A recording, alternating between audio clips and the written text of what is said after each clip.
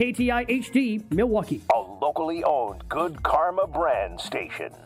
Showtime. The right way to start your day. This is Jen, Gabe, and Chewy, broadcasting live from the Gruber Law Office's One Call That's All studios at the Avenue with Gabe Neitzel and Mark Chamora. Here's Jen Latta.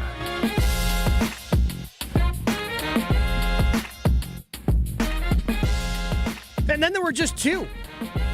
We got two of us. Me and Joshy along for the ride today. So we're not skating at full strength. Going to have a good time. But look, hey, be careful out there. Be safe. I know, Joshy, you saw an accident on your way in to the station today. I think I just heard traffic talking about that here. Just be safe out there. Whether it's driving, whether it's going outside, it is dangerously cold. I opened up my back door to take my dog out. He looked at me like, you serious? Yeah. If you have the ability to either work from home or give yourself some extra time in the morning to let your car warm up, make sure everything's working the right way. Because I imagine there's going to be a lot of issues of things along the lines of cars breaking down or having issues because of the severe level of cold. Yeah, it's not great. Not nice out there. No, I fortunately have the remote start on my car. I think the thing I was worried about the most this morning was my garage door opening. Yeah. I was wondering because we've got a pad on the side that doesn't work. That it kind of works when it feels like it. Yeah, it intermittently works, and usually when it's been because we've had some pretty cold days already. So okay, is that actually going to open? But I let my car run for at least 10 minutes before I hopped in today. I gave it about 10 as well. You don't, because the last thing you want is your car to break down when it's this cold. Right. And then you're in are you the type of person that has will toss some blankets in the back or an extra coat? Or No, I do not have any of that. I have that. I don't know why it happened. I think my mom did an emergency kit, sure. Yeah, I think my mom did it when I was young, and then I've just always kept at it.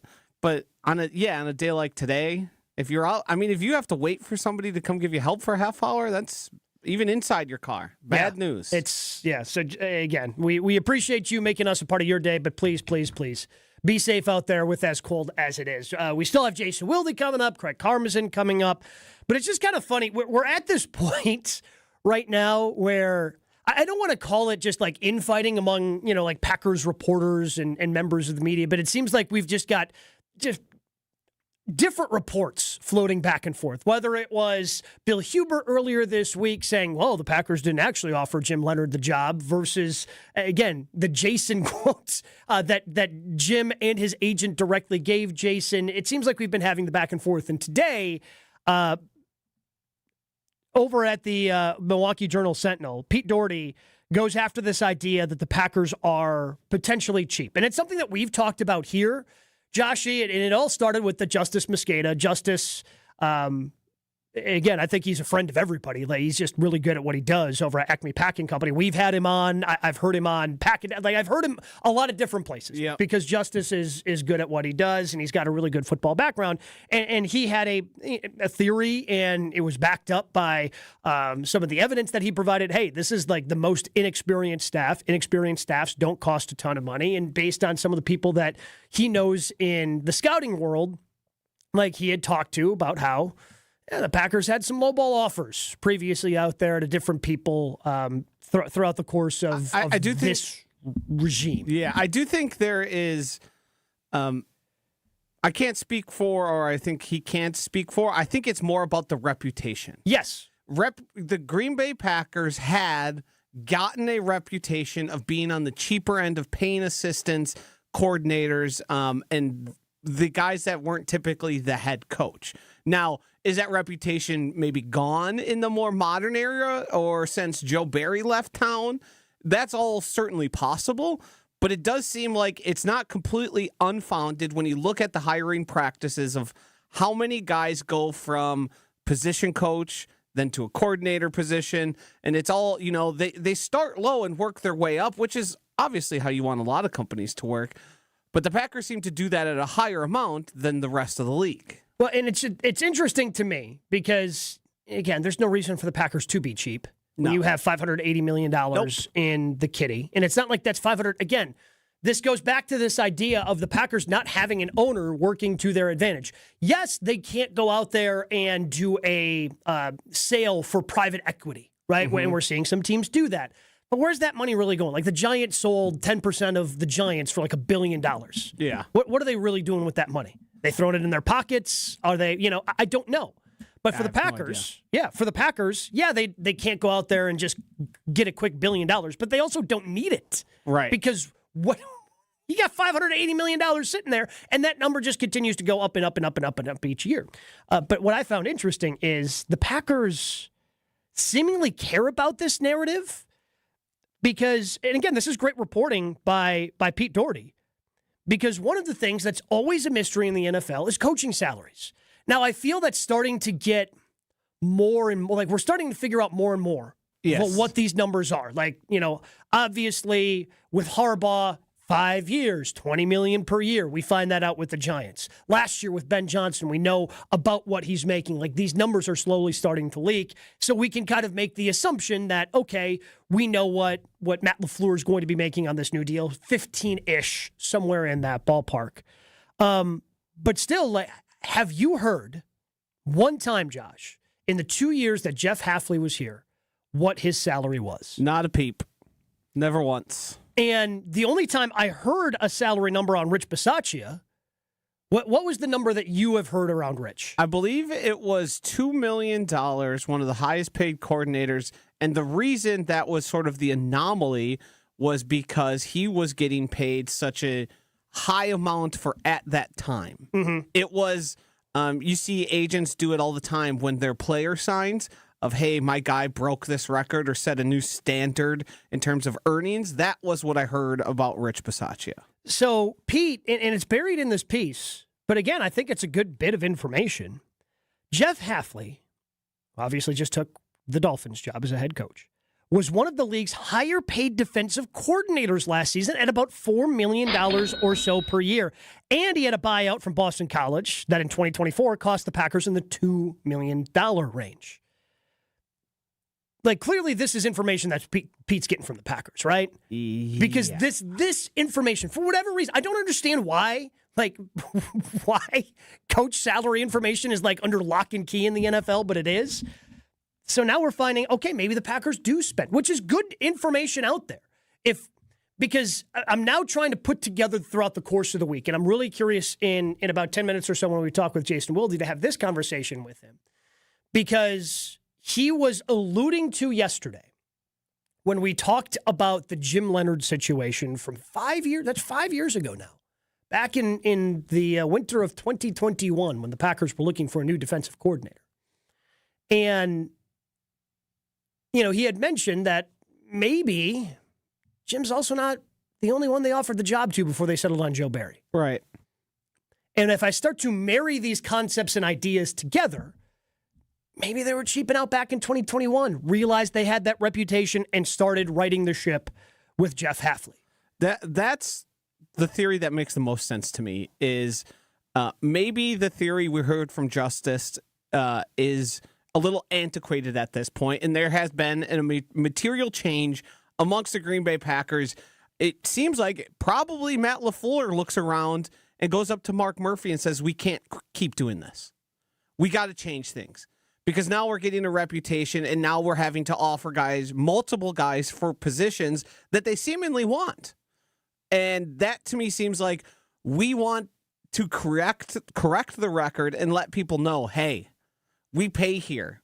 If you're the guy and you want to be the Green Bay Packers defensive coordinator, you're going to be paid like you're the Green Bay Packers defensive coordinator. And no longer are the days of, it's a privilege to be a member of the Packers. This is Titletown, USA, and this is where you get, eyes on you and you can get further jobs. Which, again, I think the timeline starts to add up. Yes. And again, that's just kind of putting this together of, okay, you go through what you did in 2021, you land on Joe Barry, who we know wasn't the first choice, maybe wasn't even the second choice. Yeah. Which makes sense based on Joe Barry's record Correct. as a defensive coordinator prior to that. And again, maybe he was so desperate for a final opportunity as a DC, he accepted the job at whatever the Packers were offering. The following year is when they broke the bank for Rich Bisaccia, Yep. $2 million, which was the highest paid special teams coordinator. And that is certainly put in this piece, hey, $2 million for a special teams coordinator. That's a lot of money. And, we don't know what Steno was making last year, but if he's on the low end, you can assume the Packers spent $8 million or more on coordinators last season, which is great. Yes. I love to hear that. This is. I'm glad that this piece was written by Pete Doherty over at the Milwaukee Journal-Sentinel and the Green Bay Press-Gazette this morning, kind of proving. But again, I think the timeline would add up of, okay, maybe they were lowballing in 21. They went through that process, went, man, we could not get the people we wanted for what we were offering. We got to up it. And then in 2022, after they fire the special teams coordinator, they're able to get Bisaccia at $2 million. They're able to get Halfley, right, for the price that they did, and willing to spend even a little bit more because they pay for the buyout to get him out of BC.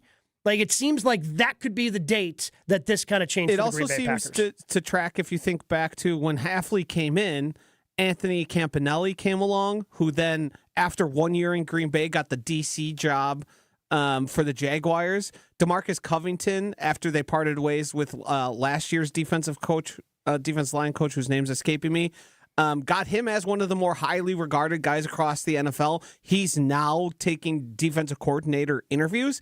And if you think back to, I don't know, the prior to 2022 and back, was that happening? Were guys getting hired away from Green Bay other than the odd Luke Getsy or like guys around the offense? It didn't feel like that was happening much prior to that, because I think a lot of it has to do with the fact that they just kind of kept guys around. They took the assistants, made them the actual coach of the D-line, the linebackers, whatever you want to call it, and then just kept doing business as usual. Well, and again, I think that's not just a LaFleur thing. That's a long-time practice. Think about how Edgar Bennett worked his way up in the organization before he became the offensive coordinator. Yeah. Oh, yeah. I think it most certainly dates back. It most certainly goes back like probably multiple coaches. Like it's an organizational type of thing that they probably pivoted 3 or 4 years ago. That seems to me to make the most sense. In a good, again, when you're now in this cycle of you're looking at defensive coordinators, and it's a highly competitive market because you have 10 head coaching jobs that were open. Mm-hmm. Presumably, most of those guys are going to be hiring new DCs. Now, I know some teams are trying to hold on to some coordinators, but they're going to be hiring new DCs. There's other teams looking for defensive coordinators. Like Jesse Minter just got hired as the Ravens head coach last night. Now suddenly the Chargers are looking for a defensive coordinator. The Ravens also looking for a defensive. So this is going to be a highly competitive market based on the number of jobs that came open. And knowing that the Packers are willing to spend what it takes, pay the going rate for good defensive coordinators, that makes me confident that we're not going to end up in a Joe Barry situation. We're going to end up in a Jeff Halfley situation. As much as the Packers would like us to believe they've always operated this way and would like the record to be set as, we pay on the top end, you don't end up with the Joe Barry without being cheaping out. Yeah. You just can't. There was no reason for Joe Barry to ever receive an offer for a defensive coordinator. He shouldn't have been even interviewed. Mm-hmm. But you get so far down the line, you start ending up at, somebody's got to take the job, and we've seemingly exhausted all our options prior to this. Because, nobody was talking about Joe Barry as, like, the guy people want to hire. Was he taking interviews all across the league? I certainly don't remember it. Can't imagine. And then it played out as it did. And I think the proof is in the pudding there on what happened and how the Packers ended up with a subpar to awful defense coordinator. Yeah. And again, I think all of that makes sense, using all of the pieces that were put out in front of us with all this different reporting. Are we worried at all that the Packers are falling behind? Because at this point now, they know that Halfley's gone. They've interviewed a handful of guys. I think there's 5 guys that at least have been contacted for interviews. I don't think they've interviewed them all. But one of the guys that, we knew they would be Christian Parker, he's gone. Yep. He's already been hired as a defensive coordinator. So are they falling behind it all? And now we're kind of playing the waiting game on Steno. It doesn't seem like he's going to be fired, but he's getting interviewed, other places. Like the Tennessee Titans have him places on the list. Where he can call plays. Yeah. Which it seems like LaFleur's cool with, which yes, I like to see. I'm cool as well. I like to see, hey, even if you really like a coordinator, you understanding that when they have the opportunity to go call plays somewhere, and I think that's the way LaFleur was treated as well. Yes. Like to go from where he was to be able to go call plays in Tennessee like he was able to before he became the Packers head coach. Technically it's not a promotion and you could block it. Right. But understanding, you don't call plays here. That's something that's the next step for you in your career. So understanding that and letting Steno go on these interviews, I think is the right organizational approach. Yeah, it seems to be. And I don't think Matt's really ever, as far as I know, played with the offensive guys and not giving them opportunity because we've seen them go on. Some of them have been head coaching even, but Nathaniel Hackett to mention one there. Technically he was a head coach in the NFL, yes. It certainly seems like your best move if you want to be involved in the offense is to move on and call plays before you get the head coaching opportunities because it doesn't seem like that has worked so far.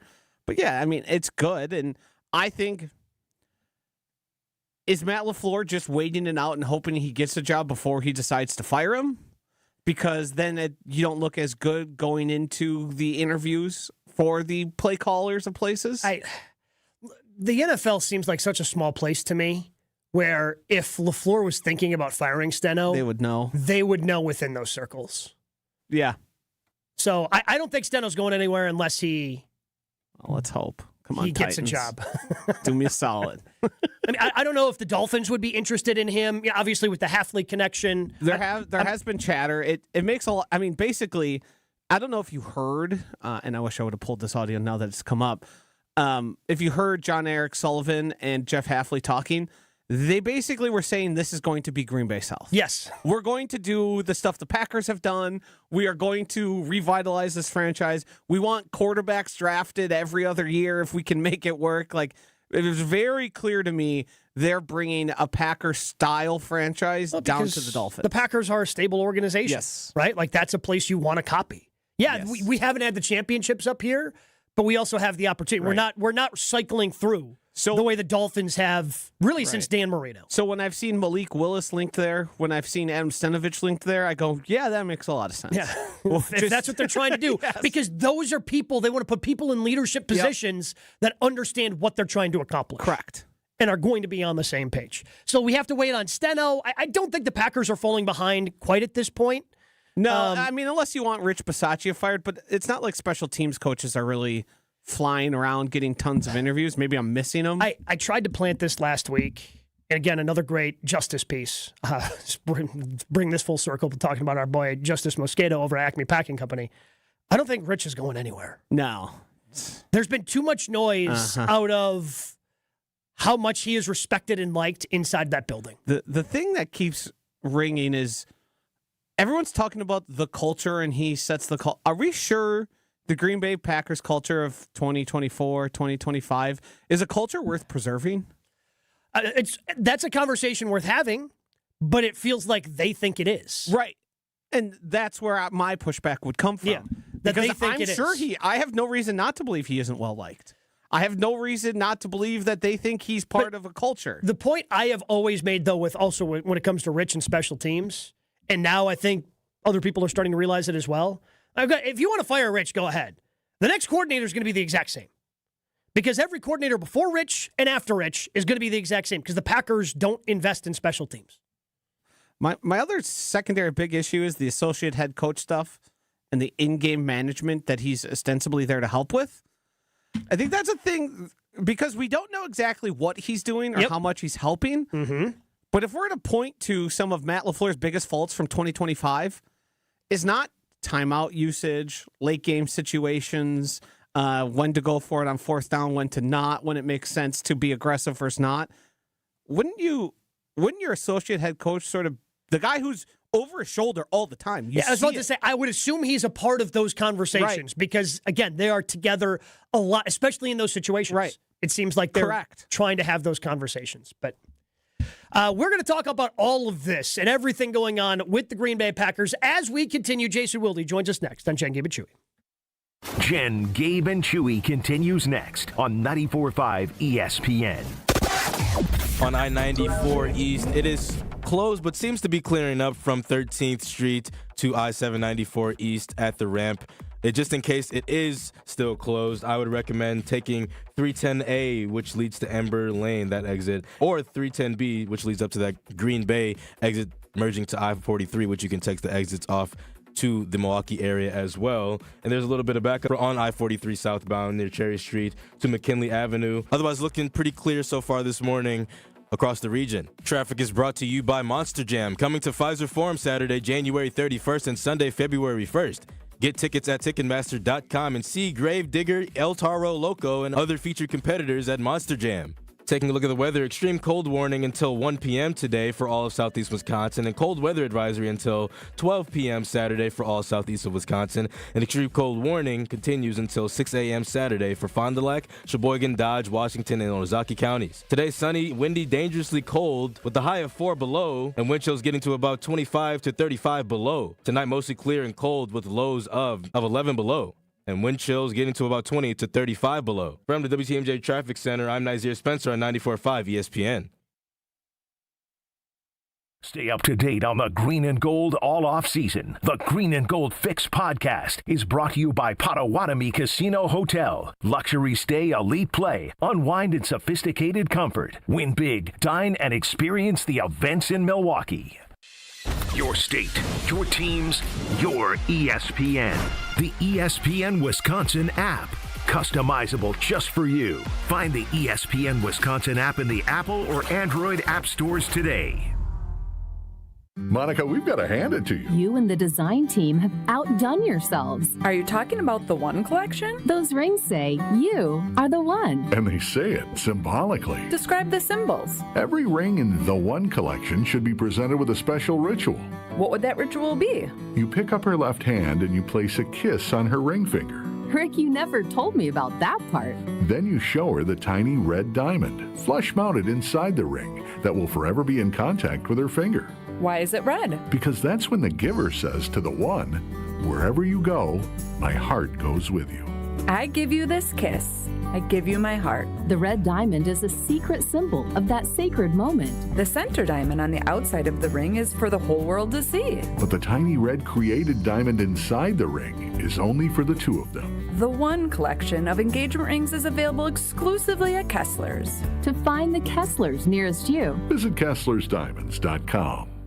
Brewers mini ticket plans for the 2026 season are available now with 6-game, 12-game, and build your own plan options. You can pick or build the best plan for your schedule, whether you're gearing up for tailgates under the sun, the thrill of the home runs, or the eruptions of walk-off wins. Brewers mini plans have you covered for the 2026 season with specially discounted ticket rates and more exclusive perks in each plan. Check out all the mini plan options available for 2026 now at brewers.com/ticket plans. Good Karma Brands is proud to be an equal opportunity employer, providing equal employment, development, and advancement opportunities to all teammates and applicants. To learn more about careers with us, please send an email to talentacquisition@goodkarmabrands.com. That's talentacquisition@goodkarmabrands.com. My house has a new glow. I love my windows. Universal Windows Direct. Hey, it's Kyle Wallace. Buy 4 windows, get 4 free, and 0% financing for 60 months, $1,000 off, plus a bonus vacation voucher. Restrictions apply. Call 414-410-2000. And like me, you'll be saying, I love my windows. I love my windows. They've got that brand new home effect. Universal Windows Direct. Ready, down, put. All Packers, all the time. He was a field-tilting player, and the reason why Gabe and many others are so concerned is that This guy's on the field. He changes the offensive dynamic. They are a different offense when he is there. Okay, most of the time. You know, Homer calls Matt LaFleur soft all the time. Matt LaFleur is like Vince Lombardi compared to me. It's Jason Wilde on Jen, Gabe, and Chewy. Jason Wilde is brought to you by Lakeland Supply. Lakeland Supply is in business to make your business better. Set up a free packaging and supply chain assessment at lakelandsupply.com. Exterior Pros. Ready to tackle your home improvement project? Exterior Pros and Baths is giving $3,000 off roofing, siding, windows, or bath remodels this month. Visit extpros.com. Also brought to you by Century Foods. Change your grocery game plan to locally owned Century Foods, home of the best meat, freshest produce, and tastiest treats. He is our friend. He is our teammate. He is Jason Wilde. He joins us 3 times a week here on Jen, Gabe, and Chewy. Good morning, Jason. Good morning, guys. How are you? Doing well. Are you staying warm up there? No, I just looked at the little Google thing. It says minus 17 as the actual temperature. Yeah, I'm under 3 blankets. I got a couple of cats here. How do the dogs respond when you try to take them outside in this weather? Because mine looked at me this morning like I was crazy. Yeah, and it's great to be with dog lovers as opposed to Tausch, who is now using the cold weather as another reason not to get a dog. It's inconvenient. Now we've got 2. We've got Stella, who's 11, and Sadie, who is 6. And Stella does not like to wear boots, but she's also got very sensitive paws when it's very cold. So what I basically have to do, we'd like to go for long walks. I mean, imagine how fat I'd be if I didn't walk the dogs as much as I do. But we went out, and I now have to carry Stella through the cul-de-sac, set her down, kind of bring some pressure to bear. All right, you only have a couple of seconds here before your feet are going to hurt. You got to go potty. So I hate it, and I hope this doesn't last very long because it's really it's a lot of stress on me, to be honest, and I'm not even the one who's going to the bathroom outside. All right, Jason. We move on to things happening. You got more than you were ready for. I was not anticipating you carrying your dog down the cul-de-sac, but again, this is what we do for our pets, Jason. This is what we do. Sadie's a lot tougher. Sadie's a lot tougher and a lot heavier. She's from Colorado, so she can handle it. All right, let's. Josh DiMaggio is the co-host today. You got it, brother. Yeah, just 2 of us. Man, what a deep bench. Just a couple of boys hanging out during the cold day. It's a dude Friday. It is a dude Friday. So there is a piece in the Journal-Sentinel, Green Bay Press-Gazette today from Pete Doherty diving into this idea that the Packers are cheap when it comes to assistant coaches. And the interesting thing I found in here, Jason, was that he unearths that Jeff Hafley was making about $4 million or so a year with his contract with the Packers. Obviously, he is now the head coach of the Miami Dolphins. Plus, the Packers did pay his buyout of $2 million to Boston College. Obviously, we've known for a while that Rich Bisaccia is among the highest paid special teams coordinators out there at about $2 million. And the conversation we had with you yesterday centered around, okay, Jim Leonard, did they offer him the job? And you even floated out there, maybe they offered it to other people other than Jim before they landed on Joe Barry. So my theory, I want you to tell me if I'm crazy. So the theory that after reading this and kind of putting together all these pieces, were the Packers lowballing back in 21 on coordinators, which is why maybe Jim passed, maybe a couple other people passed, and you land on somebody who had the resume of Joe Barry, because he was desperate for the job and was willing to accept anything.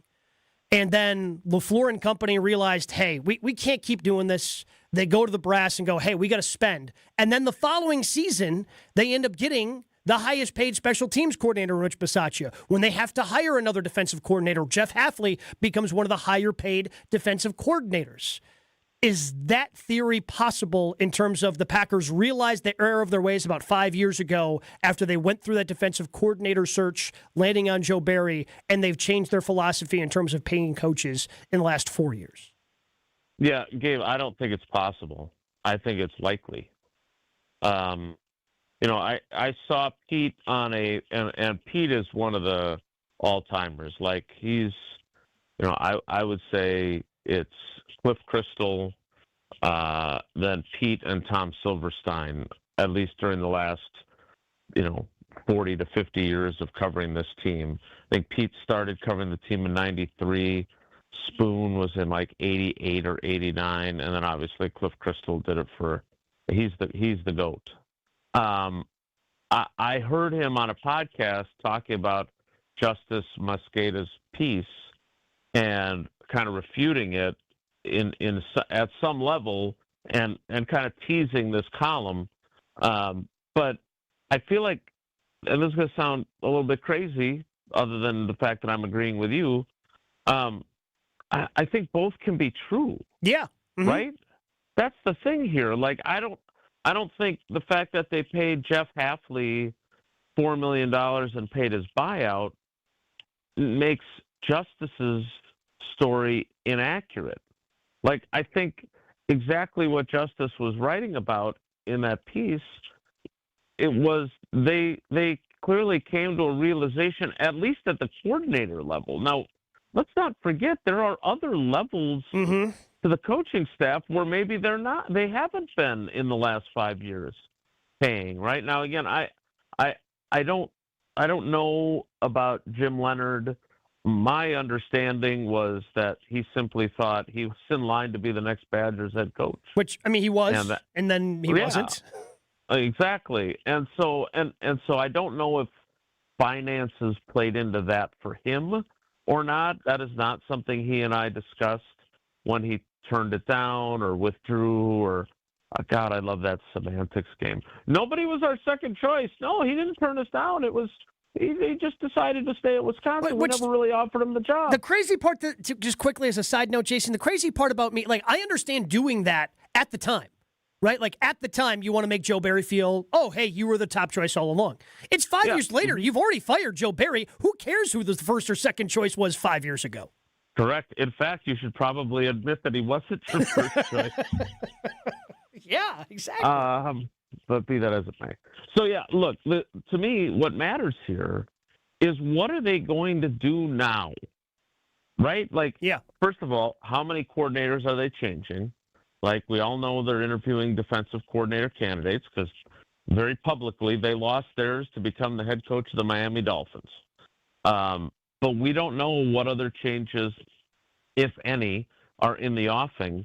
But if there are changes, how has their history and what we're talking about here, how has it changed their approach to paying assistants?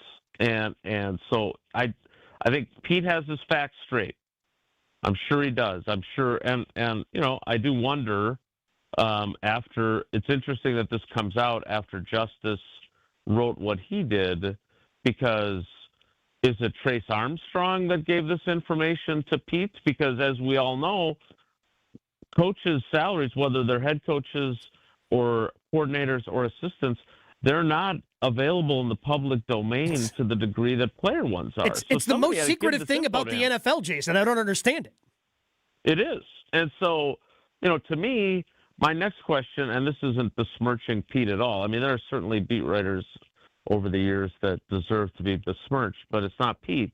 But we all have to get our information from somewhere, right? And I don't have any reason to believe that Jeff Hafley just, they bumped into each other at Century, and Jeff Hafley said, "Hey, Pete, just so you know, I'm making $4 million, and the Packers paid my buyout." So that had to come from somewhere. My point is that what matters now, and this is all that matters, is how are they going to lowball coaches that they want now, or is that reputation now dead? And how does ed policy fit into that equation? Like, where does ed policy feel like they should pinch pennies versus where they shouldn't? Yeah, and I guess as far as the coordinators go, Jason, and I think there's at least 5 that have publicly been reported on of hey, they either have interviewed or are going to interview for the open DC job. It seems like the LaFleur deal has been done. Rob told us earlier this week it literally took just one day for them to negotiate that deal. I don't know why they haven't announced this, because I can't imagine that the Russ Ball deal is holding up any sort of announcement. I would imagine that's the easiest one to negotiate, but that could just be me. So I don't know what they're waiting for. But at this point, like, LaFleur knows he's safe. I can't imagine he's firing anyone at this point.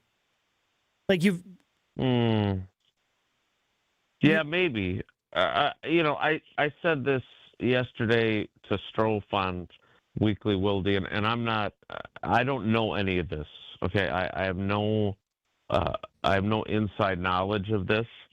But one possibility is because this happened with LaFleur in Tennessee, because Mike Vrabel was planning on firing him, which, by the way, does not reflect well on Mike Vrabel. Mm-hmm. Like, it turns out Matt LaFleur is a pretty damn good football coach, especially as a play caller if you're a defensive coach. And they, I think that was the first year that Derrick Henry really broke out, was when they kind of figured it. Plus, by the way, 2018, I think, was the year where they, lost Mariota and they had all kinds of injuries at quarter. Anyway, he was going to fire him. And LaFleur was up for the Packers head coaching job and others. And so he held off on firing him. Maybe I don't have to fire him, right? Maybe he's going to get a head coaching job. And he did. So I wonder if there's part of that too. Steno is one of my favorite coaches. I am in no way advocating for him to lose his job. But if Matt LaFleur at some level is thinking, okay, I need some new ideas, I need some fresh ideas, I'm going to move on from Steno, wouldn't it make sense for him? There's a bunch of coaching vacancies that still aren't filled. Yeah. Right? So those guys all have to hire people, including Jeff Hafley, who I saw Albert Breer of Sports Illustrated wrote that there's a good chance that Steno would be his coordinator. Well, yeah, I mean, so based on, I don't know, I'm assuming, I guess I don't know if you did or not, Jace. I don't know if you watched any of the press conference from down in Miami. It seems like they want to make that place Green Bay South. So. Yeah, I did. I listened to them, but, he didn't speak specifically about Steno. He did say that but when they being had the interested meeting, in Steno would make sense if that's your philosophy of, hey, we want to have that type of mindset to bring stability to this organization. So putting people in positions of leadership who already know what you're talking about would make sense. Yeah, and he talked about wanting to run the ball and play action and all this. Yes.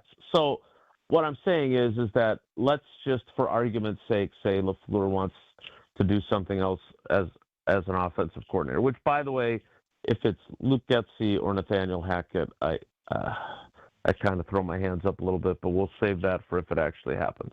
Well, when I look at – go ahead. I was just going to say, and as far as special teams coordinator, Jason, to me, there's been too much smoke around how much people like and respect Rich Bisaccia to make me think he's going to be fired. I think Bisaccia's not going anywhere. I don't think he's going anywhere. Yeah, I agree. That one I agree with. Okay. But so if theoretically, he's still got plenty of time because there's a bunch of coaches that haven't even been hired as head coaches yet.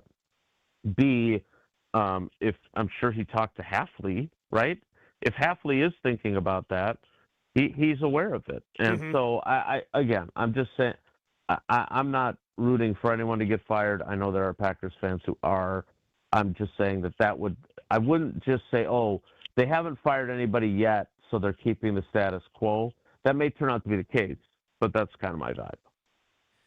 As far as the type of guy that LaFleur could be looking for an offensive coordinator, Chewy had said earlier this week he wants somebody who's aggressive. But and I'm not throwing Mike Pettin in there because Pettin was, for lack of a better term, forced upon Matt LaFleur. That was part of the conditions of taking the job as the head coach that Pettin had to remain the defensive coordinator. And while Jeff Hafley certainly was better at what the Packers wanted to do than Joe Barry, it also seems like they were both like-minded in, hey, we want to have defenses have long drives. Now, the Packers were better the first year of Hafley of generating turnovers as well, but it seemed like part of the defensive philosophy is, hey, keep everything in front, limit explosive plays. Is that the type of coordinator that you think he's looking for to kind of fit the philosophy of the last two? Of, hey, you got to put together 12, 13 drives. Or do you think he might pivot and go with someone more aggressive? And I know he's already off the market. But Brian Flores is known as an aggressive type of defensive coordinator. Would he be looking for a Brian Flores type in maybe bringing a little more aggressiveness to the defense? Yeah, I mean, first of all, I've never heard anyone, Chewy included, say, "Yeah, I'm looking for a more passive defensive coordinator, somebody who's really going to let the offense come to him." Secondly, yeah, I think Matt LaFleur's wide open. I have actually talked to him about this, not recently, but just sort of philosophically in the past. I think he's open to. It's more about the guy and the fit, and system certainly is important, but he wants somebody that can do both. Right? I mean, that's what we all want, is someone who can do everything. And in Hafley, as you saw last year, I mean, my God, he got Micah Parsons, and he did a great job of pivoting when he did. But let's be honest, they were in a position where a year ago they got more sacks than they did with Micah Parsons because Jeff Hafley knew how to generate pressure. So I don't think he's married to any type of coordinator.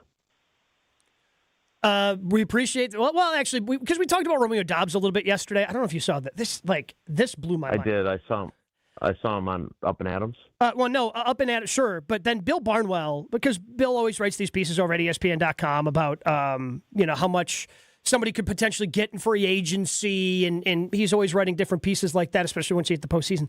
He predicted that Doubs is going to get $15 million per year. Is that where we're at now? We're again, and this sounds like I'm ripping on Romeo. It's not. He has a spot in the NFL. We've made the comparison 1,000 times of James Jones, who played nearly a decade in the league. But that type of player is getting $15 million now? Well, I'll just say this. I hope so, for Romeo's sake. Good for him. I don't. All right, I'm gonna just gracefully bow out of this conversation and say I don't know how Bill Barnwell knows these things. I did see this piece. I hope he's right. There are a lot of overpaid wide receivers. We'll leave it at that. Okay, fair enough.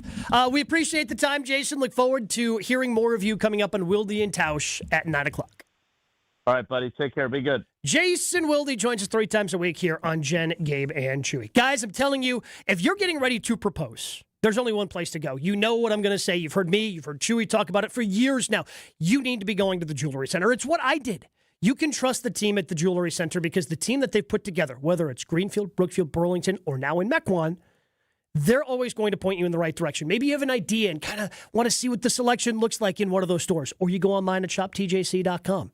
Or maybe you don't have any ideas. Well, go take a look at our Pinterest board, see if there's anything there. Bring those ideas in, and the team at the Jewelry Center is going to bring that dream ring and make it a reality, whether it's a naturally mined diamond, lab-grown diamond, whatever you're looking for, the Jewelry Center has it. Stop in one of the 4 locations, Greenfield, Brookfield, or in Burlington, Mequon as well, or online at shoptjc.com. Your state, your teams, your ESPN. The ESPN Wisconsin app. Find the ESPN Wisconsin app in the Apple or Android app stores today. More Jen, Gabe, and Chewy coming up on 94.5 ESPN. Yes, thanks, Vinny. On I-94 East, it's starting to clear up a little bit from this morning's 2-car crash from 13th Street to I-794 East at the ramp from I-43 North because of that crash. If you are coming into the area and it's still a little bit of backup, I would recommend taking 310A, which leads to Ember Lane, or 310B, which goes up to that Green Bay I-43 merger, and you can get off on those exits into the Milwaukee area if needed. Otherwise, if you're getting the head start, 309B also is an exit you can take as well, which leads to St. Paul Avenue. Otherwise, it's pretty clear right now across the region. Taking a look at the weather, extreme cold warning until 1 p.m. today for all of southeast Wisconsin, and cold weather advisory until 12 p.m. Saturday for all southeast of Wisconsin. An extreme cold warning continues until 6 a.m. Saturday for Fond du Lac, Sheboygan, Dodge, Washington, and Ozaki counties. Today, sunny, windy, dangerously cold with the high of 4 below, and wind chills getting to about 25 to 35 below. Tonight, mostly clear and cold with lows of 11 below. And wind chills getting to about 20 to 35 below. From the WTMJ Traffic Center, I'm Nazir Spencer on 94.5 ESPN. At Uline, they know firsthand the road to success is an uphill climb. Uline started in the family basement, and through hard work is now North America's most trusted shipping and industrial supplier. They get what it means to have the support of reliable, hardworking partners. So they keep 41,000 items ready to ship. Whether your company is still in a basement office or expanding cross-country, Uline will be there on your road to success. Visit uline.com. Kick off the new year with a smarter home and bigger savings with Exterior Pros and Baths. New windows to lock in the warmth, durable roofing, eye-catching siding, or a stunning bath makeover. Start the year off right and get $3,000 off your project. That's right, $3,000 back in your pocket during our New Year savings event. Call 262-800-4274 or visit extpros.com today. This deal won't last all winter. Exterior Pros and Baths. New year, new home, done right. When a trophy is raised, it can feel like the season's over, but on the ESPN app, it never really is. Because with more than 47,000 live events, plus originals, highlights, and coverage from every corner of the sports world, there's always something to dive into. No off-season, just everything a fan needs to keep going. Always in season, get all of ESPN all in one place. Download the ESPN app on your TV or phone today. Did you know Professional Construction Inc. has an in-house team of interior designers? We're excited to bring our expertise to you with our brand new virtual interior design program. Maybe you're not ready for a full construction project, but you are ready to refresh that outdated room. Our PCI design team creates stunning photorealistic renderings, a mood board, and a curated shopping list, all delivered to you in just days. For all your construction and design needs, visit professionalconstructioninc.com. Wesley Financial Group is not a law firm. Ask yourself this question. Is it really worth holding on to that timeshare that you know you need to get rid of? Here's the truth. The average maintenance fee just went up over 17%. That could have been 117%, and there's nothing you can do about it. When you buy a timeshare, you give them a blank check for annual maintenance and assessment fees. I'm Chuck McDowell, founder of Wesley Financial Group. For 15 years, I've helped over 50,000 families cancel their timeshare. Not sell it, not transfer it, cancel it. Did you buy a timeshare because they told you it was a great investment and your maintenance fees would never go up? That's a lie. Are you ready to get rid of your timeshare once and for all? Simply call us and I'll send you our timeshare exit kit that explains all your options for cancellation. Call Wesley now for your timeshare exit kit. 800-568-3344. 800-568-3344. 800-568-3344. This is Jen, Gabe, and Chewy. You want more physical harm beset upon people who are trying to earn a living. I want winners. If someone has to die in order for us to win, then that's the price you pay. On 94.5 ESPN. Just had an interesting conversation with Jason Wilde. If you happen to miss out on it, make sure you check out Wisconsin's ESPN, the ESPN Wisconsin app, and go back, listen to the conversation we had with Jason, because he brought it up, and apparently he said he brought it up on Weekly Wilde. Check that out on our YouTube page, Wilde and Strofe, each and every week on the ESPN Milwaukee YouTube page. Do you think, Joshy, that the Packers are going to have two new coordinators? Because I think everyone's arrived at the same spot. Rich Bisaccia ain't going anywhere. But do you think that what Jason had floated is possible of, hey, maybe they're not going to fire Steno? Or maybe they're waiting to see if he gets a job before they fire him? I certainly think it's possible. I certainly think it's probably doing right by the guys who've worked under you and the guys that you've trusted before. There is a piece of me that does also feel like, well, is that the right move for the organization? Who is going to be the replacement, and is that person going to get snatched up? Because even if it's someone you have a contact with, you can't just look around and be like, well, Matt said he would like to hire me, but I can't guarantee that for sure. There's more aspects to that. So it does make me a little apprehensive. It does feel like status quo is probably more Matt LaFleur's preferred option. I mean, Joe Barry was probably 2 years past when it made sense to fire him by the time he actually got fired. He was only there for 3 years. Correct. It became apparent that everybody was like, after the first year, was like, well, this doesn't seem right. And then the second year happened, and everyone said, this doesn't seem right. And then beyond all odds, he returned for a third year. And it was clear, like midway through the season, that he should have been fired. So to me, I imagine Jason isn't just saying that. I imagine he has heard conversations that have happened. But I wouldn't also be shocked if all things happen and we come back and go, we're sticking with what we got. I guess I'm not that concerned about the Packers falling behind right now. Now, it depends upon how far this drags out. Right. So you take a look at, on the defensive coordinator side, one guy's gone. Christian Parker, was somebody the Packers were interested in, and he is now the defensive coordinator for the Cowboys. That was announced yesterday. Okay, so you missed out on him. But you're still waiting because you can't, if Jim Leonard's on your list, you can't even talk to all the candidates that you want to. The Packers are going to be talking to him next. Yes, 100%. Yeah. That I feel very confident in, and they're going to take their time there. But in terms of offensive coordinators, like I know everybody had the Mike McDaniel's pipe dream, but he was never going to come here. No. Even though him and LaFleur are tight, he was never going to come here because he wasn't going to get to call plays. I don't know if you saw the news. He's interviewing for head coaching jobs. Yeah. He's talking to the Bills today or tomorrow. He became the Chargers offensive coordinator and is still taking head coaching offers or interviews. So that to me, he's good at it. He's calling plays. That's sort of the thing that we all know him to be good at. Same with Matt LaFleur, which when the idea of maybe he gives up play calling duties was floated, I thought it was patently absurd. Because I know Matt LaFleur does one thing well, and that's design and call offense. And I know as fans we want it. We want everything when we want it. Yes. We want this guy fired now. We want this to happen immediately. Hire this guy. And these things take time. And right now, again, this could change. Certainly could. But right now, the Packers aren't falling behind anywhere. Yeah, I don't think they're necessarily falling behind. I'm just skeptical.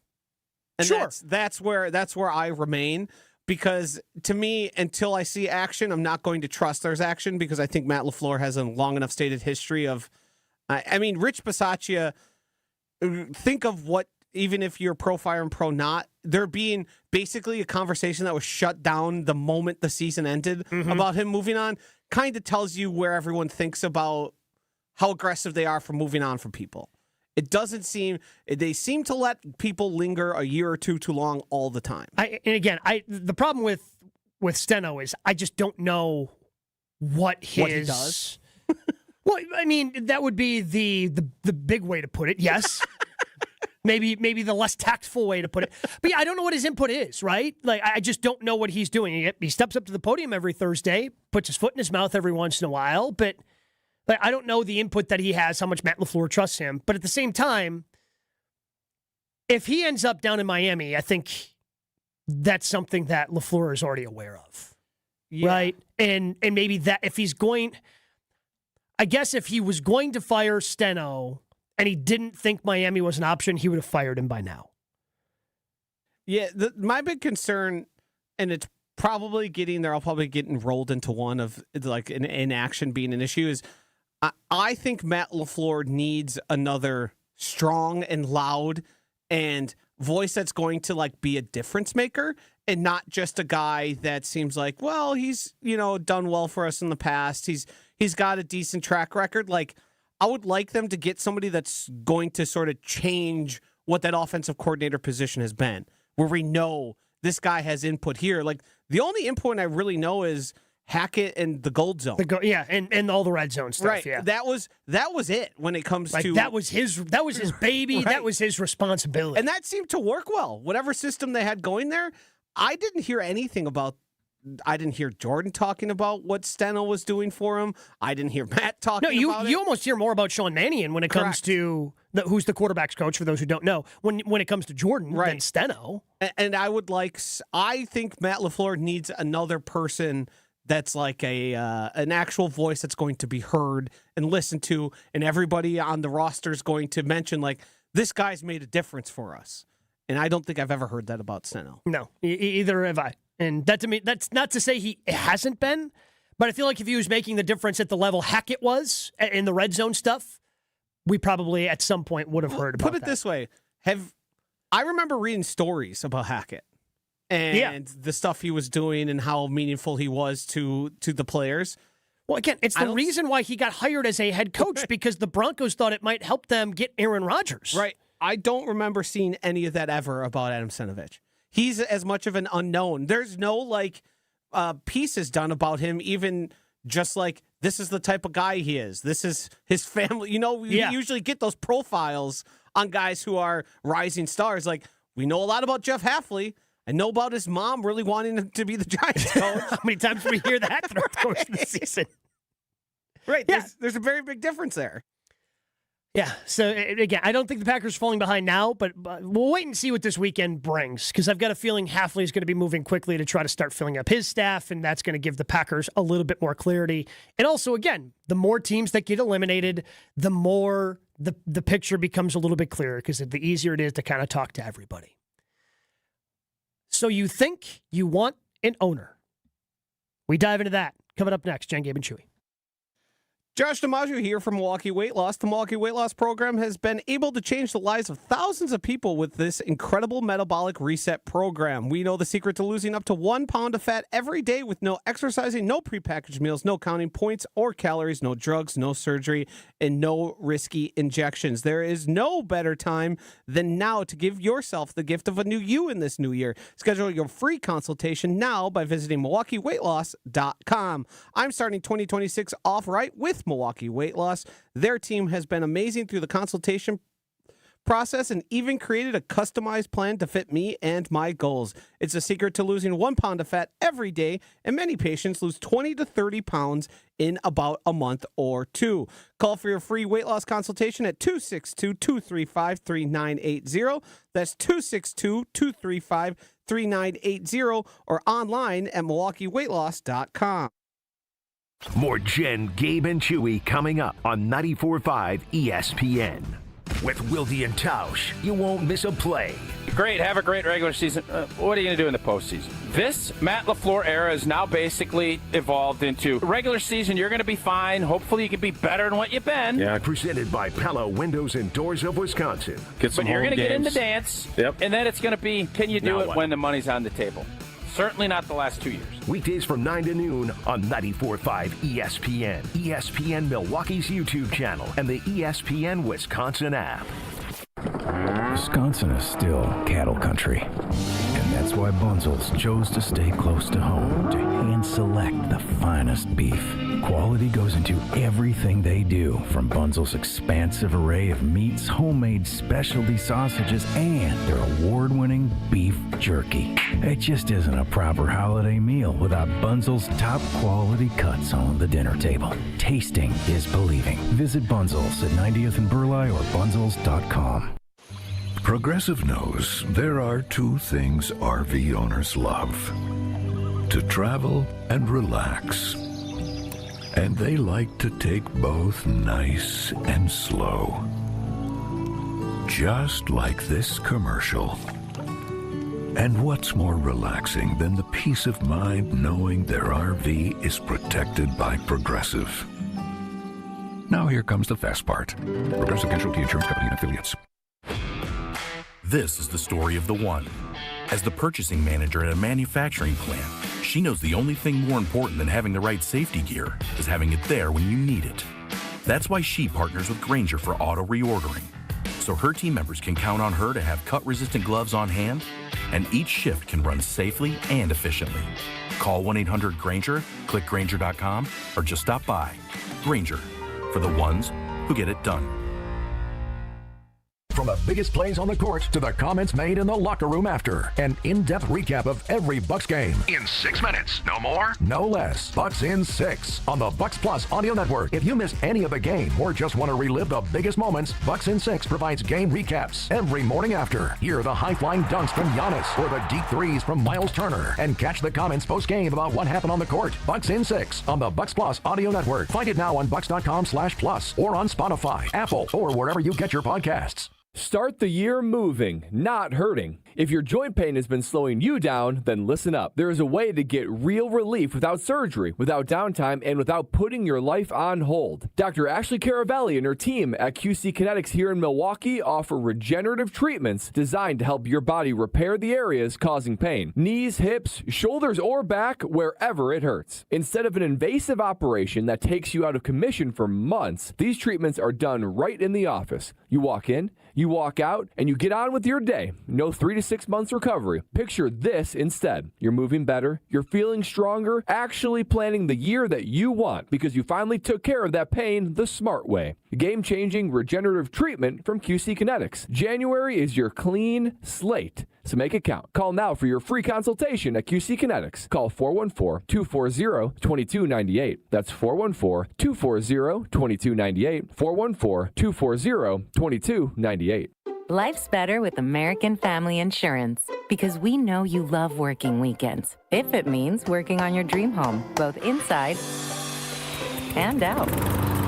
And we're here to help protect those dreams so you can enjoy peace of mind. Save up to 40% when you bundle home and auto. American Family Insurance. Get a quote and find an agent at amfam.com. Products, pricing, and availability vary based on where you purchase insurance and by state. Some exclusions apply. American Family Mutual Insurance Company, SI, and its operating companies, 6000 American Parkway, Madison, Wisconsin. Craig Carmason on Jen, Gabe, and Chewy is brought to you by Saturn Lounge, your partner for marketing strategy, creative content, and winning campaigns. From websites to video and everything marketing, visit SaturnLounge.com to tell the world your story.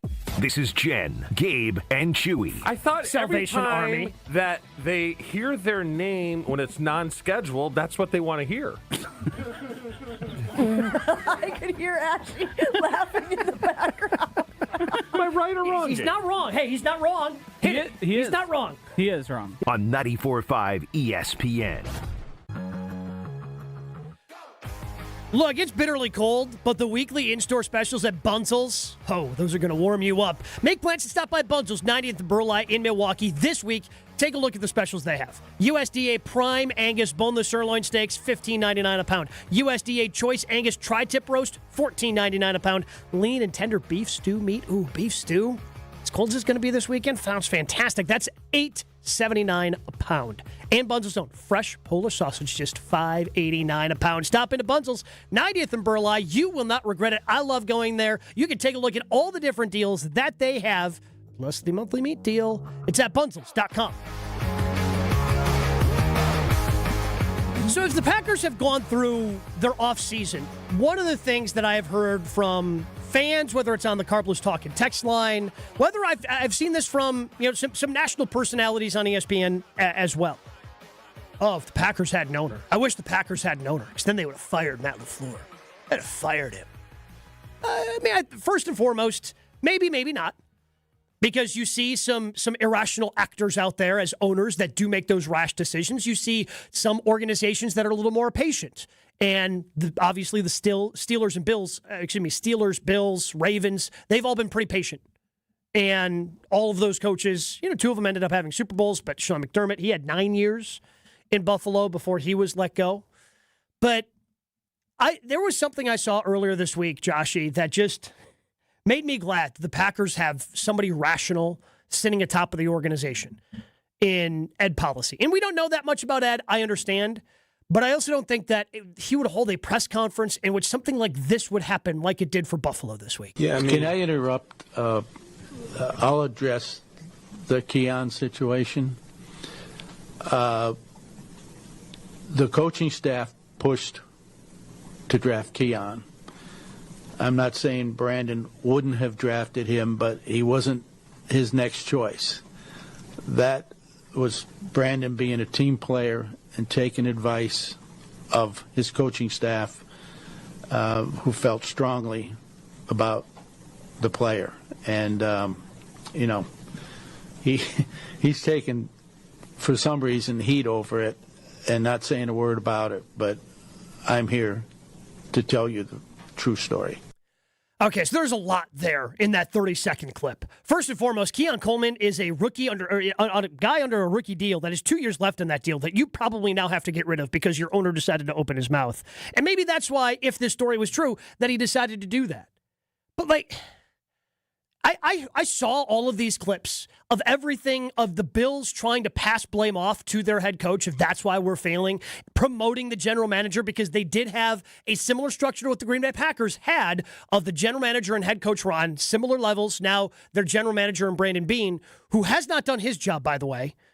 Like, if you paid attention to the NFL at all this year, you look at that Bills team and it's like, it's a roster issue. I don't know if that's a coaching issue. But now he's going to be responsible of hiring the head coach. Thank God the Packers don't have an owner like that. And maybe this is the wrong decision to bring back Matt LaFleur. We'll all see together. But the one thing I do know is that You can't just be throwing players under the bus for no bleeping reason in the middle of a press conference, like interrupting questions. Go, hey, by the way, I want to get this out there. He's not the one who drafted the wide receiver. Everybody's disappointed 2 years in. Because additionally, he's got 2 years left on the deal, Joshy. He might grow. He might get better. He was a first round pick.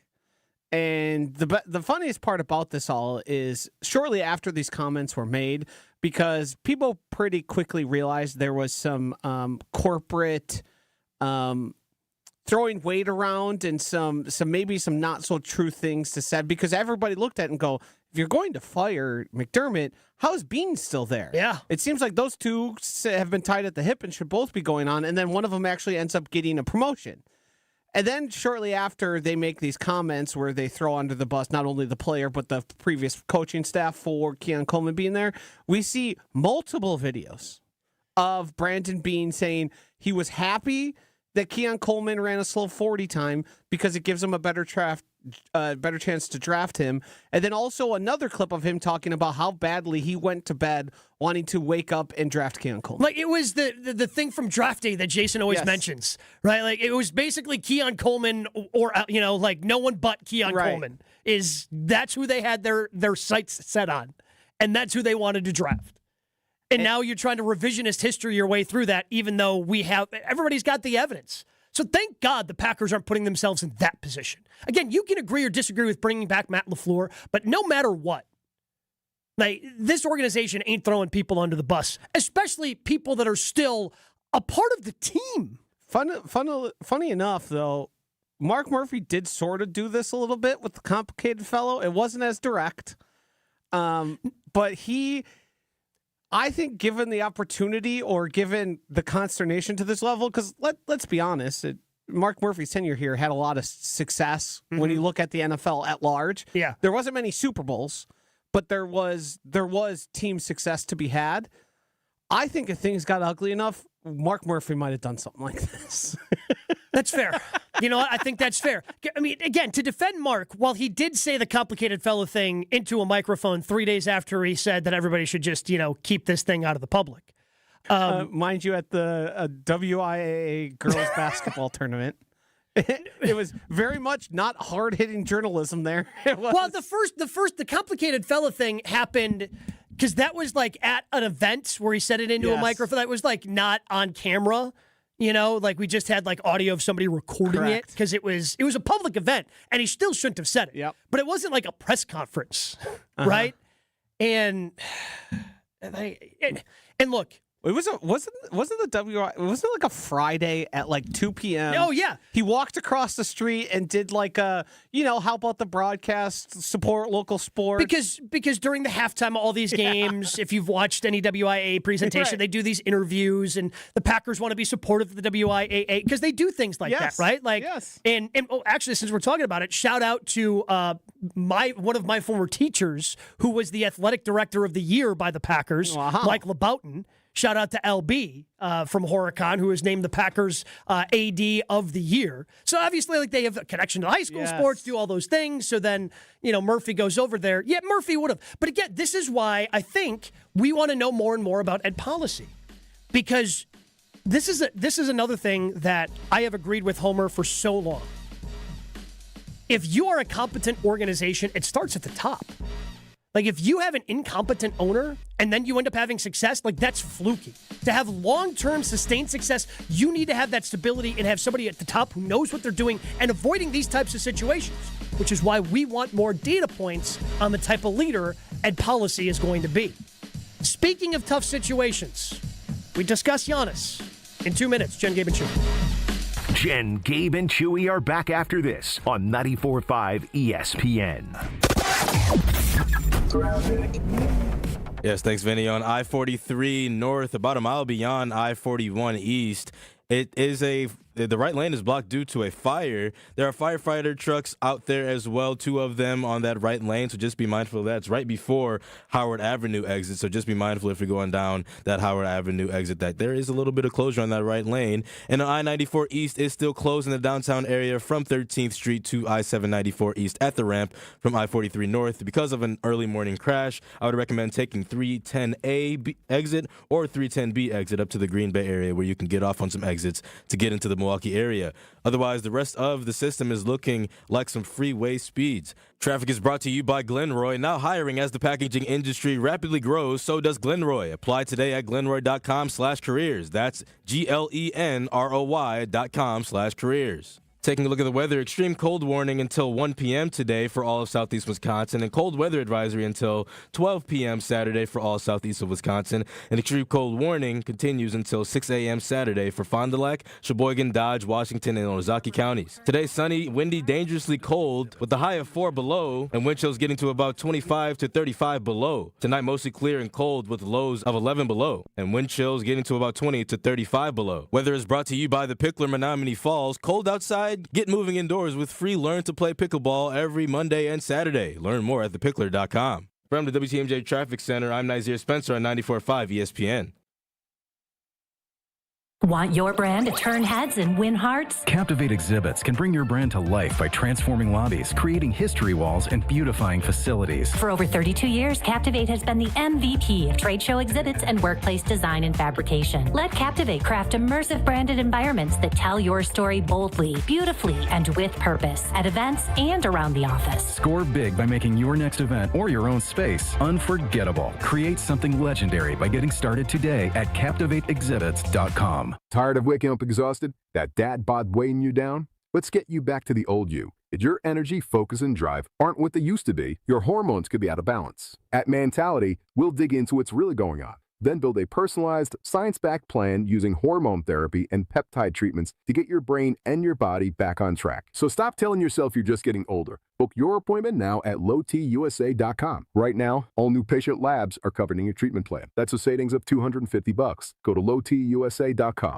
Hey, this is Homer. You're listening to the home of Marquette basketball. 94.5 ESPN is WKTI and WKTI HD Milwaukee. A locally owned Good Karma brand station. Showtime. The right way to start your day.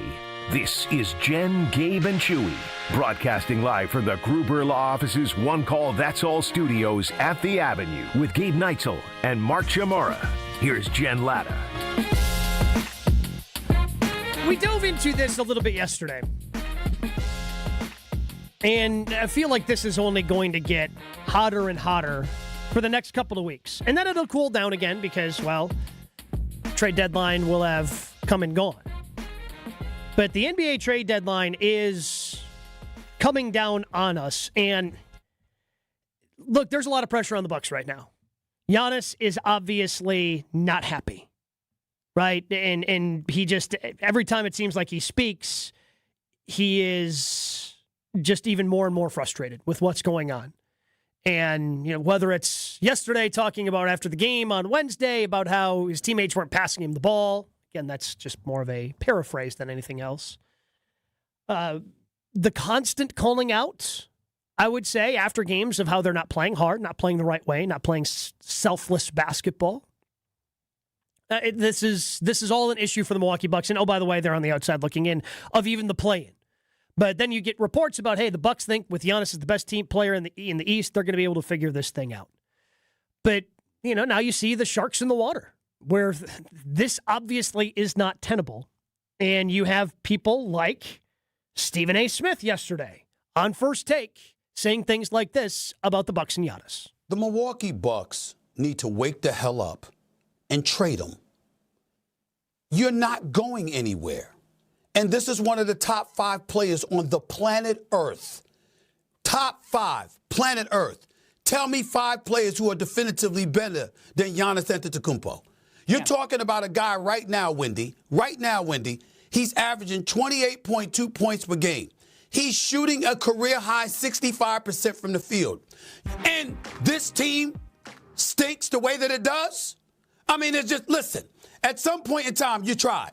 You went out, you got Damian Lillard. That didn't work out, obviously. He torn his Achilles and all of this other stuff. Over the last 4 years, they've won 1 playoff series. They are 1-9 in their last 10 postseasons. How much evidence do you need? Look, I have been on the keep Giannis forever, and I am still on the keep Giannis forever train. Like, I wouldn't trade him because, again, even once you trade him, like, you're just going to be bad. You're probably going to be a little irrelevant for a while. The only reason you're relevant right now is Giannis. And I think the Bucks are going to try one last Hail Mary. I don't think they're going to trade him at the trade deadline. However, Brian Windhorst says, well, the entire league is keeping an eye on what's happening in Milwaukee. And says it's hour by hour right now in terms of what the Milwaukee Bucks are going to do. How likely is it that Giannis will be on the move here in the next 14 days?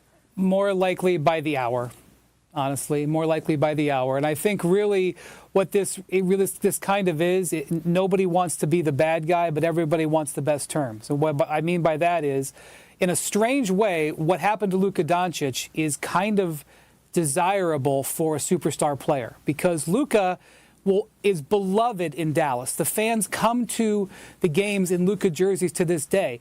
Giannis won a championship and had 12 amazing years in Milwaukee. He doesn't want to hurt those fans. He wants to be able to potentially live in Milwaukee the rest of his life after he retires. He doesn't want to do it this way. But clearly, he's a smart guy. He has shown this repeatedly. He understands the league. Well, first and foremost, I think Giannis is going to live in Greece once he retires. Yeah. But that's neither here nor there. There's an aspect to this where, to me, I feel like I'm listening to a guy who really wants out, and he wants out before the trade deadline, and he's saying things, throwing teammates under the bus. Which, let's be honest here, he's throwing them under the bus with warrant. It's correct. He's not coming out of left field. Right. The way we just talked about Terry Pagula coming out of left field to throw Keon Coleman under the bus. Everything he's saying is accurate and fair. It's just not a behavior that I'm used to with Giannis. He certainly has been critical of teammates and said, like, we need to pick it up. But it seems to be getting more demonstrative and more fed up and more lost. And I just wish, if that's what he really wanted, instead of playing out the year and not accepting the extension and then forcing the Bucks' hand, if he just came out and said it, because I don't think Milwaukee fans would be that resentful for it. We know the team stinks. We're watching it. We see it. Yeah, we know how hard he works. We know all he's done for the city. I mean, he built the Deer District for simply existing. Yep. That's him. The Fiserv Forum largely exists because of him. And I wouldn't have much animus towards him if he came out and said, this here isn't going to work. We tried our best. We gave it our all. We exhausted all options. And I may have issues with things that took place and how they happened, but I still love the city. I love the fans, and I love my time here because we won a championship. I think I would take that and go, fair, man. Totally get you. I think part of this is Giannis also doesn't know what to do. Right. Because, were the Bucks bad when he first came into the league? Sure. But Giannis also wasn't great. Right. He wasn't Giannis yet. He was a teenager. He was like as skinny as this microphone, too. Right. Like there's a lot of growth that had to happen with Giannis. But in the Giannis era of him being an all-star, an all-NBA type player, I mean, this is by far the worst the Bucks have been. Yes. Like, to an extent, when they've had losing streak, they've been able to correct it in the past to at least be competitive. And they can't figure it out for whatever reason right now. Right. And I think part of this that we see from Giannis is he just doesn't know what else to do. Yeah. And he's just so frustrated and he doesn't know how to handle the situation because it's really the first time he's gone through this with him being the guy. It feels like we're careening towards even worse basketball in our future. It seems like I have no reason to believe that what we've seen recently or the past few weeks. Improve. Right. Or do I have any reason to believe that this is rock bottom? Mm-hmm. It doesn't seem to translate to me that way because it seems like it could get worse. I mean, Giannis only taking 11 shots, 15 points. What's going on there? It's like, remember when Kobe refused to pass, to shoot the ball? It feels like he did one of those. Yeah, and again, they play again tonight. I still don't think that Giannis gets moved at the deadline. Because what's honestly best for the Bucks at this point what's going to get them the best return for Giannis is waiting until he rejects the Supermax extension that he can sign in October. And once he rejects that, then you're able to trade him. And look, you're going to have to make it public. Yeah. And I know that they've been kind of hoping that he would just publicly say that he wants out. But you want to avoid the Luka situation. You want to make this, come one, come all with your best offer. And that's bidding wars. Yeah, I think that's what you're going to want to do whenever this thing comes to a head. And unfortunately, for people like me who don't want to see it happen, it just feels like, to Wendy's point, hour by hour, we're getting closer to it happening. I guess I would still be surprised if it happens at the deadline. I think the only way that happens is if he says it. Even then. That to me seems like the only way that can happen. And, I mean, as we know, not all trade requests, even if they happen before the deadline, are granted. They sometimes carry out longer.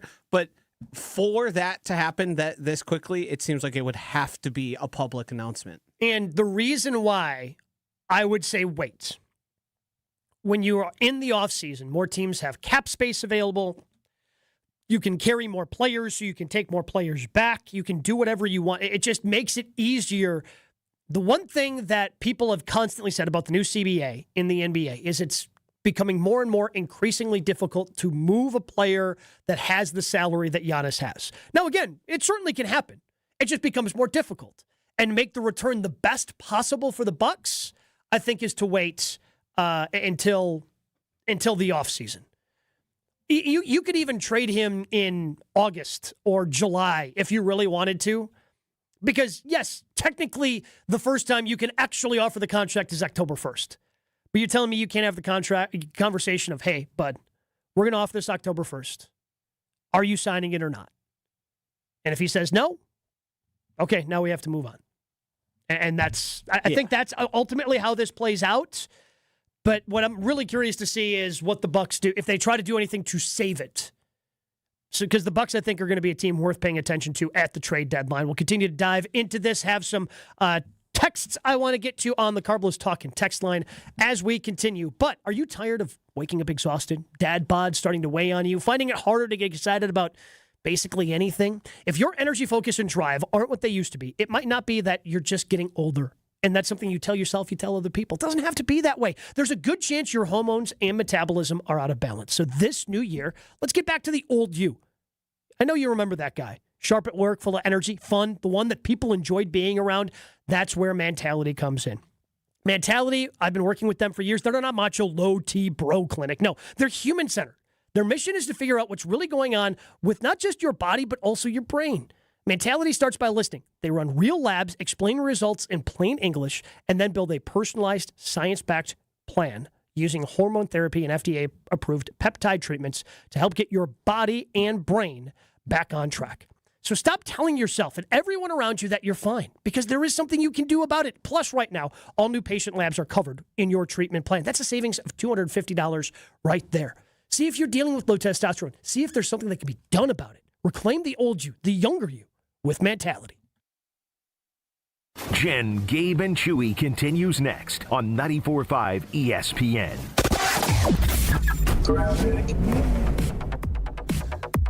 I-43 north, about a mile beyond I-41 east. The two right lanes are blocked due to a car fire. Seems the fire is out at the moment, and the firefighters are off the scene, but that right lane is still blocked due to those cars still being on the scene. It's right before the Howard Avenue exit, so just be mindful of that if you're heading onto that area. And another closure still on I-94 east into the downtown area from 13th Street to I-794 east at the ramp from I-43 north. Because of a two-car crash early this morning, I would recommend taking 310A or 310B to get off of that exit, of those exits this morning. Otherwise, it's looking pretty clear and freeway speeds across the system. Traffic is brought to you by the Neal Group. John Neal and his team know how to minimize your taxes to keep more money in your pocket. Visit nealgroup.net to learn more. That's nealgroup.net. Taking a look at the weather, extreme cold warning until 1 p.m. today for all of southeast Wisconsin, and cold weather advisory until 12 p.m. Saturday for all southeast of Wisconsin. An extreme cold warning continues until 6 a.m. Saturday for Fond du Lac, Sheboygan, Dodge, Washington, and Ozaukee counties. Today, sunny, windy, dangerously cold with the high of 4 below and wind chills getting to about 25 to 35 below. Tonight, mostly clear and cold with lows of 11 below. and wind chills getting to about 20 to 35 below. From the WTMJ Traffic Center, I'm Nazir Spencer on 94.5 ESPN. The best source for every piece of NFL news you need to know. I would just say that right now I think all options are on the table. I think that they went through that trade thing and they talked to teams, and it's not like those talks are shut down. ESPN NFL insider Adam Schefter is on Jen, Gabe, and Chewy every Wednesday morning at 7:30. Sponsored by Island Resort and Casino, Tony Wendorf and Associates, and Smart 18 Union on 94.5 ESPN, ESPN Milwaukee on YouTube, and the ESPN Wisconsin app.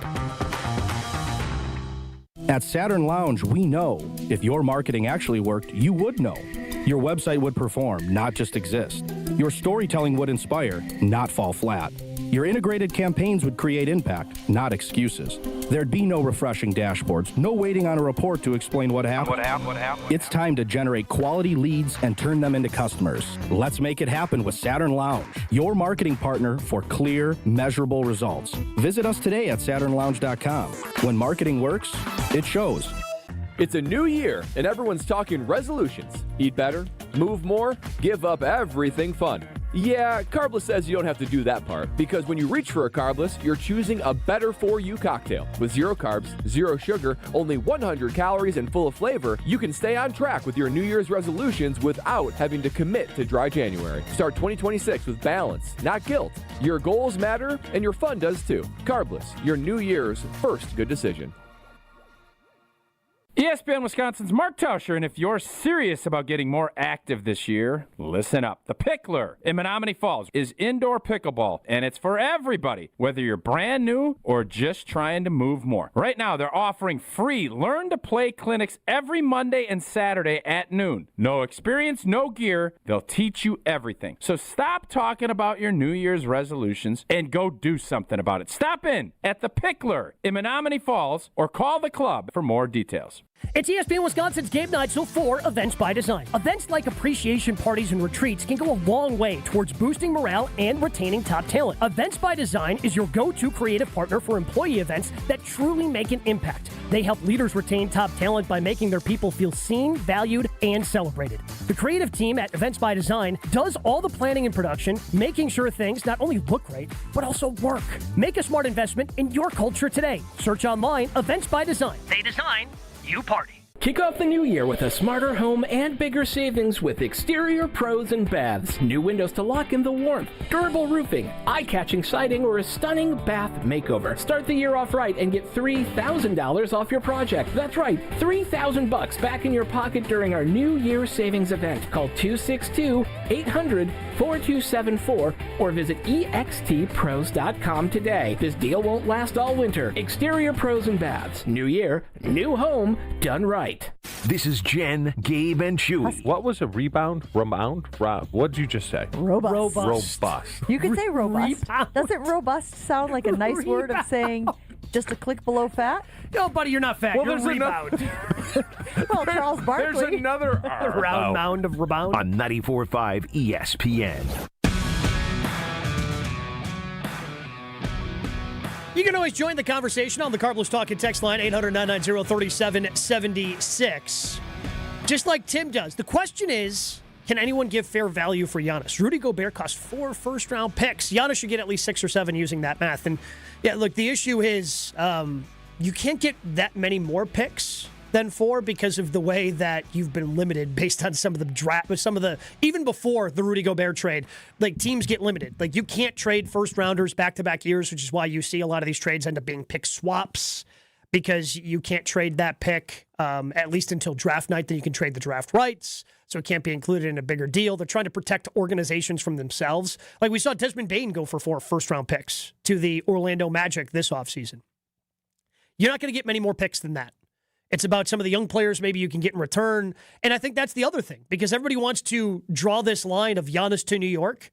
The Knicks don't have any assets. Like that's the Knicks, in order for make this to happen, and again, which is why I think it's more likely that something gets done in the offseason versus 2 weeks away at the trade deadline.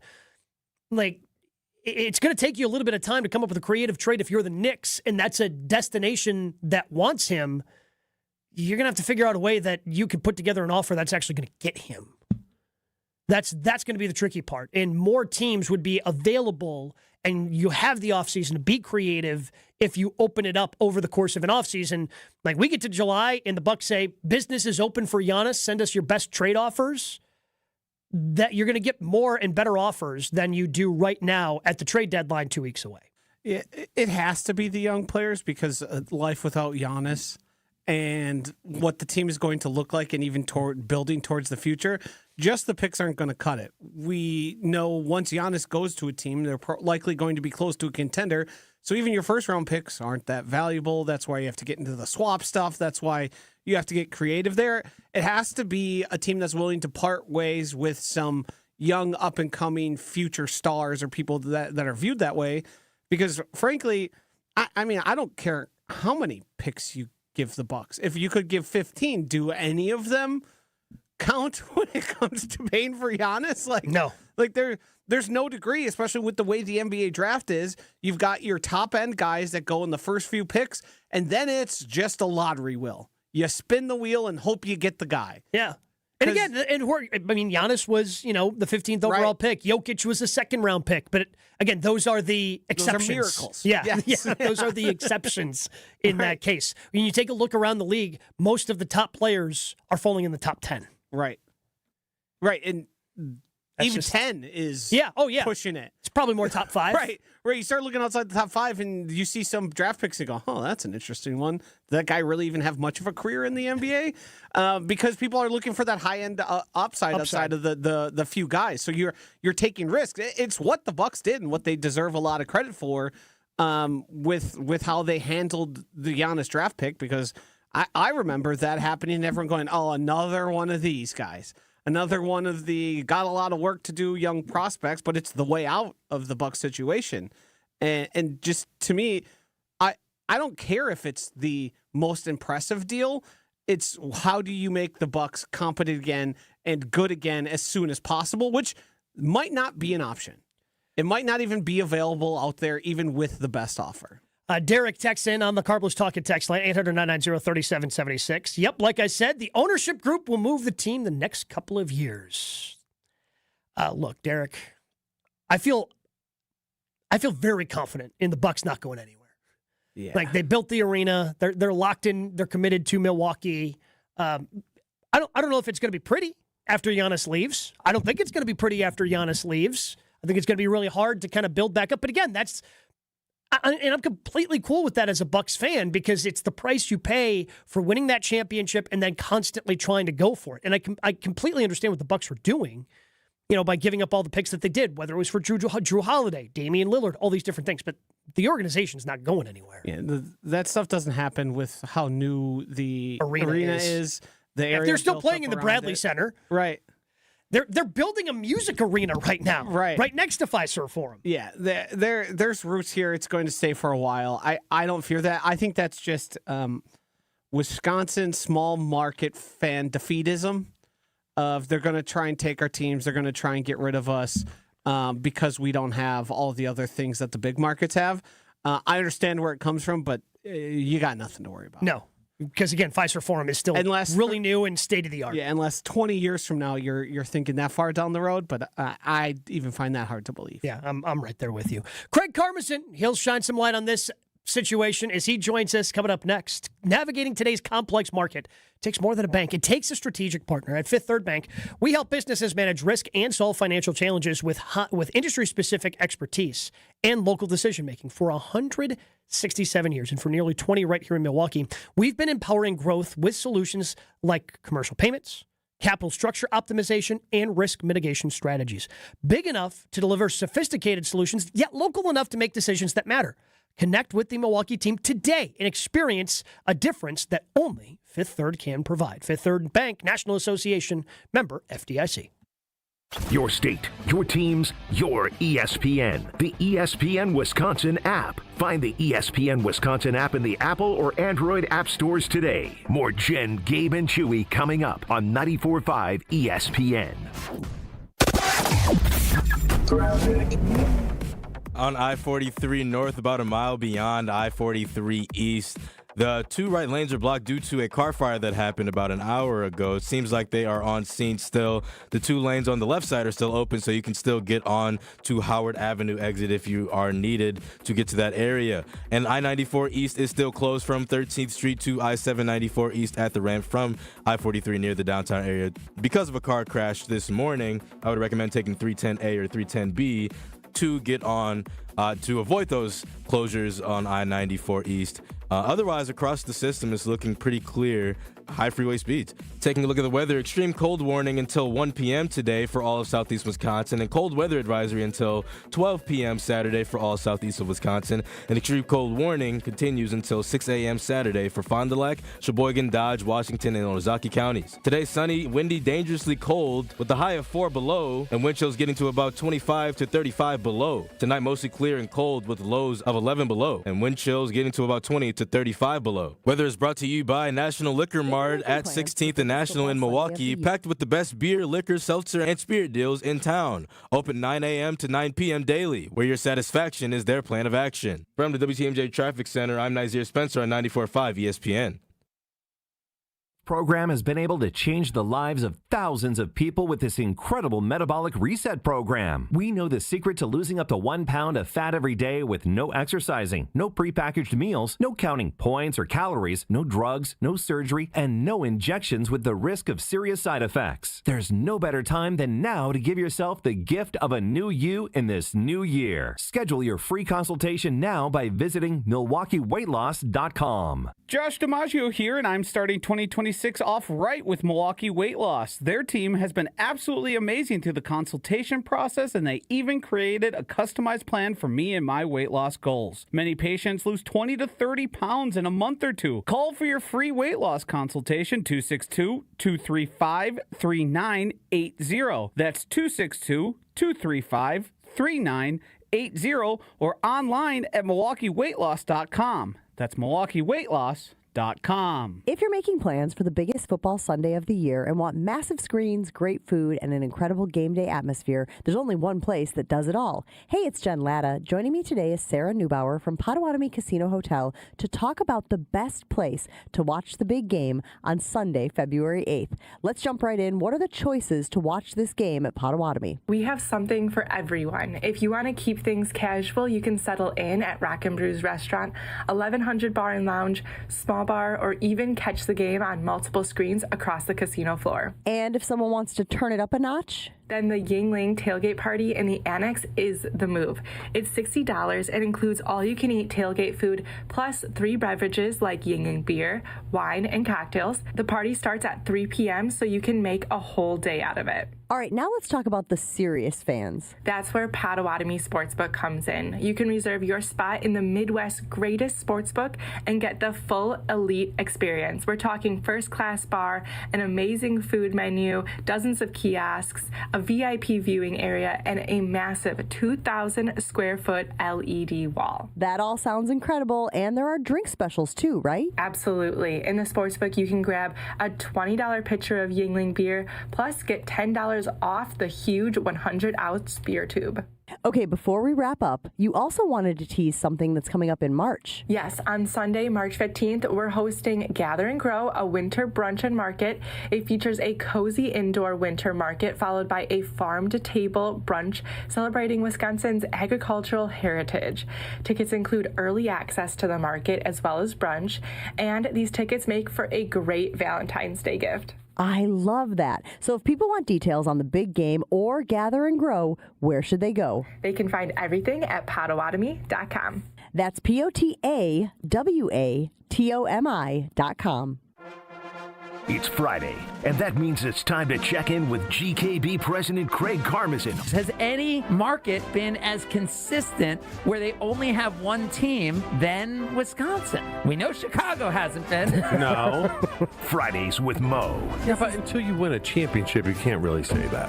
And they've had one Chewy, we're going to They've just had create an one AI. The championship. AI Chewy Hold can just bring up. up championship. We don't even need Chewy. They've had one championship. What, it's going to be put like a hologram over there? Craig Carmason on Jen, Gabe, and Chewy is brought to you by Saturn Lounge, your partner for marketing strategy, creative content, and winning campaigns. From websites to video and everything marketing, visit SaturnLounge.com to tell the world your story.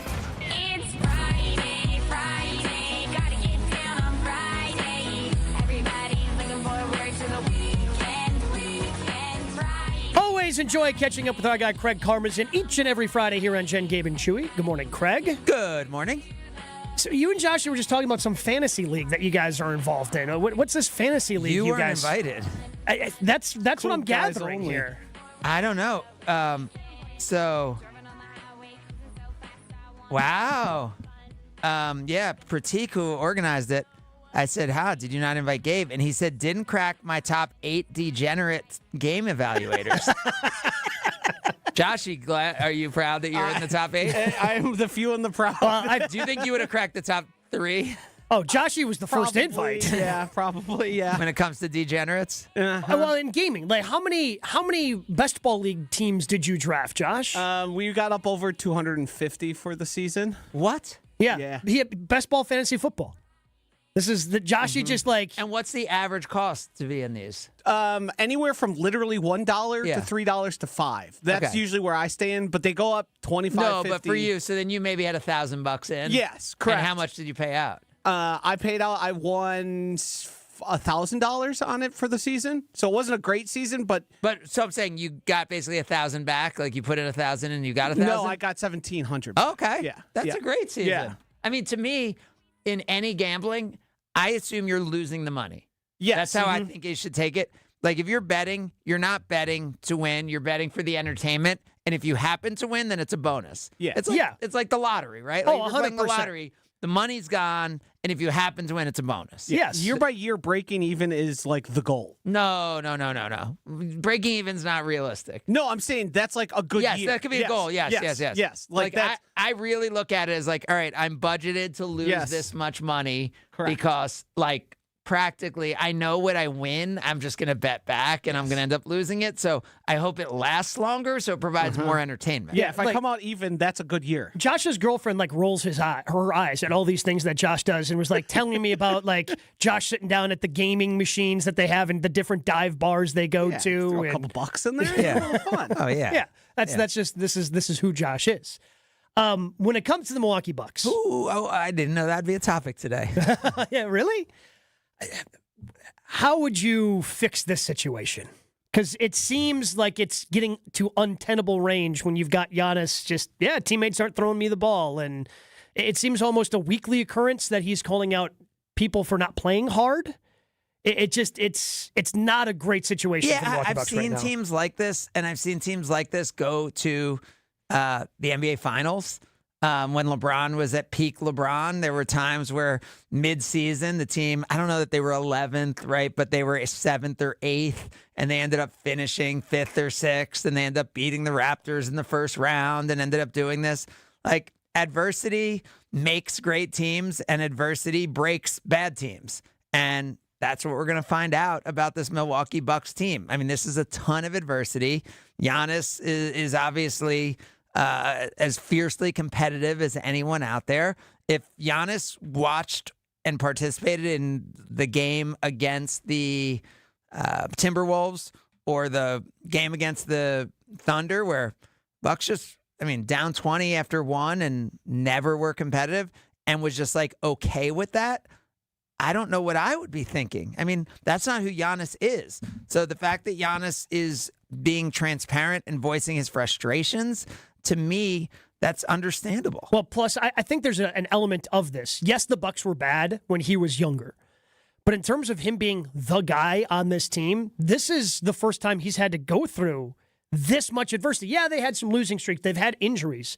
But they've never been in 11th this late in the season as long as he's been one of the top guys in the NBA. Not even close, right? Like, adversity was like 3rd and 4th in the conference. Like, even the championship season, I remember your show talking about, let's just find anything good to say about this team right now, they had so we could 5 in a row. I think they we could lost try at to one stack point. something positive because their new offense with someone in the dunker position. I remember like that was the whole change that year, right? And so I think this is totally different. It generally, I think, probably means that we didn't appreciate every day the way we could have when the Bucks were 1, 2, 3, or 4. And I That's feel typically how it goes. personally that I did a good job of that. But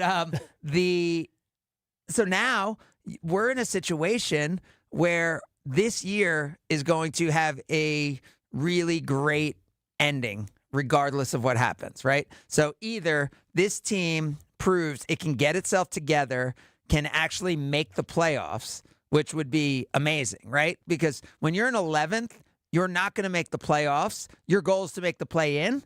But if the Bucks could actually make the playoffs, so many good things would have had to have happened, and so much player development, and so many things would have had to come together that the Bucks making the playoffs with this group is an amazing story. If the Bucks don't, the Bucks own their draft pick this year.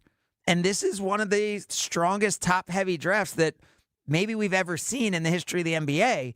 And we're coming off a draft where we've seen 5 or 6 legitimate all-stars, not this year, but that were They're likely be drafted. all-stars, yeah. Right. I mean, I think if you said over time, is Cooper Flagg going to be an all-star? Could Dylan Harper be an all-star? Could BJ Edgecombe be an all-star? Could Con Knippel be an all-star? And you could rattle off a few. I think Cedric Cowder could be an all-star.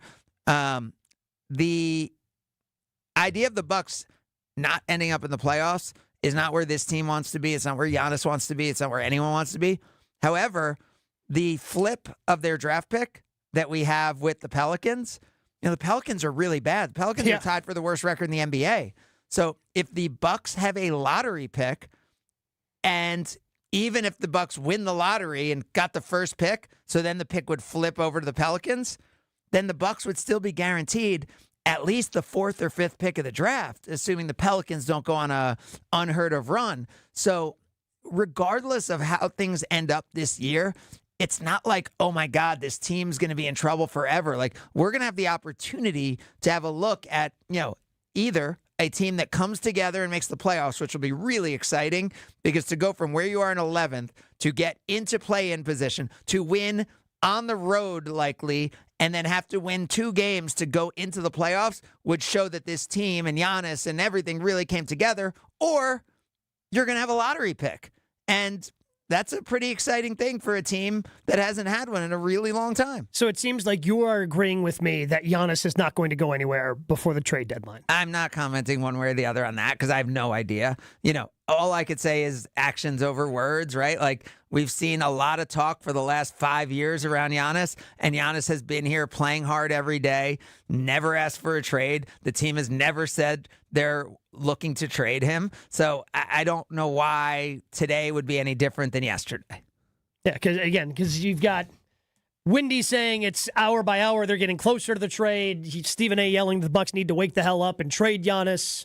Right, but people yelling isn't how an organization makes decisions. Correct. If an organization or Giannis makes a decision, I don't think it's going to be because of the volume of Stephen A.'s voice. And then quickly before we get you out of here, the Brewers made a big trade, sending Freddie out. Yeah, I was surprised. I was surprised initially when the rumor, but there were just too many rumors swirling like early this week. Totally. Like by the time we got to Monday, it kind of felt like it was going to happen. Where it was going to happen with, I wasn't sure.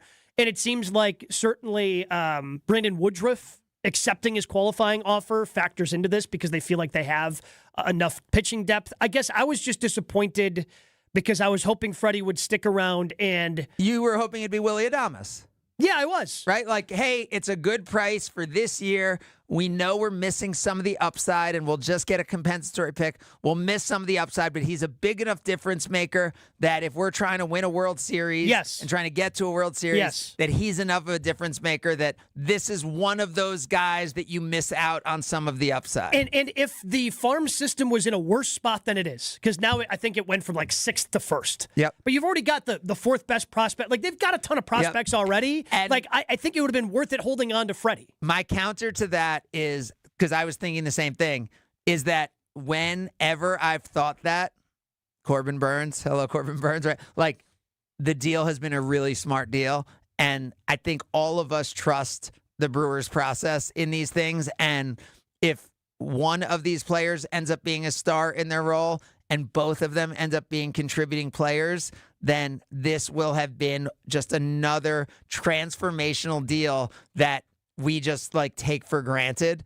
And so it was not what I was expecting. But once I sat down and looked at it, I was like, there's no way I could be mad at this. Like, as much as I love Freddie and what he brought to the team. But that's the other thing, like, to me, is part of the reason they kept Willie around was his clubhouse, like, presence. And Freddie was the successor to that. I don't know who that successor is. And the Brewers have miscalculated that before with the Josh Hader move.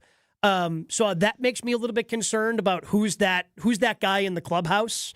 That when you lose a few in a row, when you start the season the way they did last year, but a pitcher's to a kind of little keep it different. I mean, and he was a stopper as a pitcher. Like he was going to stop. Well, I guess he wasn't the. There was only one pitcher who you guaranteed would win, Quinn Priester. Which generational run. He was a generational stopper where literally you knew you would win every time he pitched. So I don't know that a pitcher, I know the Hader thing rocked the clubhouse, but I don't know that a pitcher could be what Willie Adames was in the clubhouse to that same degree. And this team had such a solid culture. I happen to be in L.A. For the last game of the season and happen to be staying, again, totally randomly at the same hotel as the team. And I was there at the bar as the team hung out after their season was over. And there was such a closeness of this team and a connectedness to this team. And I think an appreciation and acceptance of how the Brewers do things that I think it's the ultimate, like, I don't even want to say next man up because it's such a cliche at this point. But I think this team, will be ready to go. And, we heard Caleb Durbin yesterday. Look, in this, I certainly think the Brewers, I don't think that this means they're not going to be a competitive team. But again, after what they went through at the beginning of last year where the pitching depth was really tested, having somebody who goes out there every fifth or sixth day, depending on where they are in the season. But that's the point. Like last year, I think there were 10 pitchers on the injured list between April and May. Including, but Freddie was not one of them. And the guy who was starting, who they had traded Devin Williams for, I think gave up 8 home runs in his only game he started, right? Like Nestor Cortez. I mean, and this team still ended up, first place, beating the Cubs in the playoffs. Like, I don't know. I think Joshy likes this trade. I think anything that adds a little more value to the Brewers, if less people think they're going to win, he just wants more value on the Brewers going into the season. Even though Chewy is pro the trade and basically pro any Brewers move because he trusts them so much, I do have to go channel him a little bit here and say I do think this is probably the right move. Matt Arnold's a smart guy. I trust them wholeheartedly when it comes to the front office and the actions of that. The thing that's I know what you're going to say is like when you ran into the Dodgers and you're like, here's these 4 pitchers. Who are we going to put up, right? No, is that where you're going? I think this trade this year makes them less likely to win a World Series. And that, to me, is what is the main frustrating part. I do understand how this all figures in, and you're building towards the future, and the players are the assets and the money that you can use. But in 2026, they're less likely to win a World Series without Freddie Peralta. Yeah, if you're saying this takes them from 5% to 3%, but it takes them from 1% next year to 3% next year, I kind of agree with you, right? Yeah. Like if that's if that's ultimately the calculus, right? That it's like, hey, if we lost Freddie, we'd be down to less than 1% next year. This trade keeps us at 3% this year, and then keeps us at 3% the next year. I think there's probably some truth to that. Craig, always appreciate it. Look forward to talking to you next week. Yeah, 2 big Bucks games this weekend, by the way. Denver tonight, 8:30, late start. Late start, back-to-back games, 8:30 tips inside Fiserv. And the crowd, understandably there was not much of a crowd in terms of energy level Wednesday. Really, really hope we have a much better. It's a Friday night crowd tonight, and then Cooper Flag coming in Sunday, 6:00 game. 2 should be important games. The frisky Mavericks right now beat the Warriors last night, so it should be 2 really good games. Bucks trying to get revenge over the Nuggets, who beat them out there 2 weeks ago. Craig joins us every Friday. You can also catch him Sunday morning starting at 10 a.m. here on ESPN Milwaukee. See you, Craig. Thanks, guys. More Jen, Gabe, and Chewy coming up on 94.5 ESPN. Do you know know what to do if you're stuck on the railroad crossing? Get out of your vehicle. If a train is not approaching, find the blue and white emergency notification system sign on the traffic signs at the crossing. For help, call the number on the sign and give them the crossing number so they know your location and can alert train traffic. Remember, find the blue and white to save your life. For more information, visit oli.org.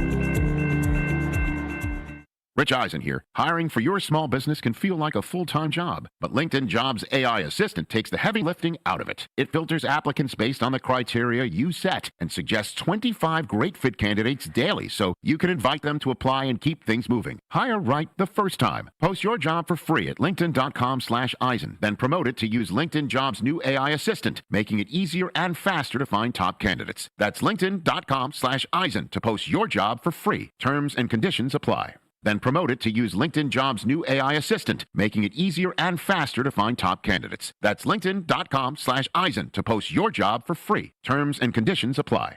UW Credit Union presents the Student Athlete of the Week, supporting local student athletes as they grow on the field, in the classroom, and in the community. UW Credit Union is here for every you. Learn more at uwcu.org. With your UW Credit Union Student Athlete of the Week, I'm Will Summers. This week's UW Credit Union Student Athlete of the Week is Cudahy senior guard Anthony Brooks. Brooks delivered a historic week for the Packers on the court, helping Cudahy earn 2 wins and continue a strong start to the 2025-26 season. In a 110-78 victory over Random Lake, Brooks poured in 54 points, setting both the school record for points in a game and the program's single-game individual scoring record. The 110 points also marked the most scored by Cudahy in a game since the 1969-70 season. He followed up that performance by leading the Packers to a 65-64 win over South Milwaukee, scoring 29 points and hitting 4 clutch free throws late to secure Cudahy's first non-conference win since January of 2023. Congratulations to Anthony Brooks, your UW Credit Union Student Athlete of the Week. Don't miss a full day of nonstop basketball action at the Deer District Prep Showcase Saturday, January 24th at Fiserv Forum. See the next generation of stars as 12 elite high school boys basketball teams take over the court for 6 can't-miss games. Watch Slinger, Freedom, Arrowhead, West Dallas Central, Racine Lutheran, and more, all in one place. General admission is just $20, and that gets you access to all 6 games. Check the full schedule and grab your tickets now at FiservForum.com. Be there. Feel the energy. The Deer District Prep Showcase Saturday, January 24th.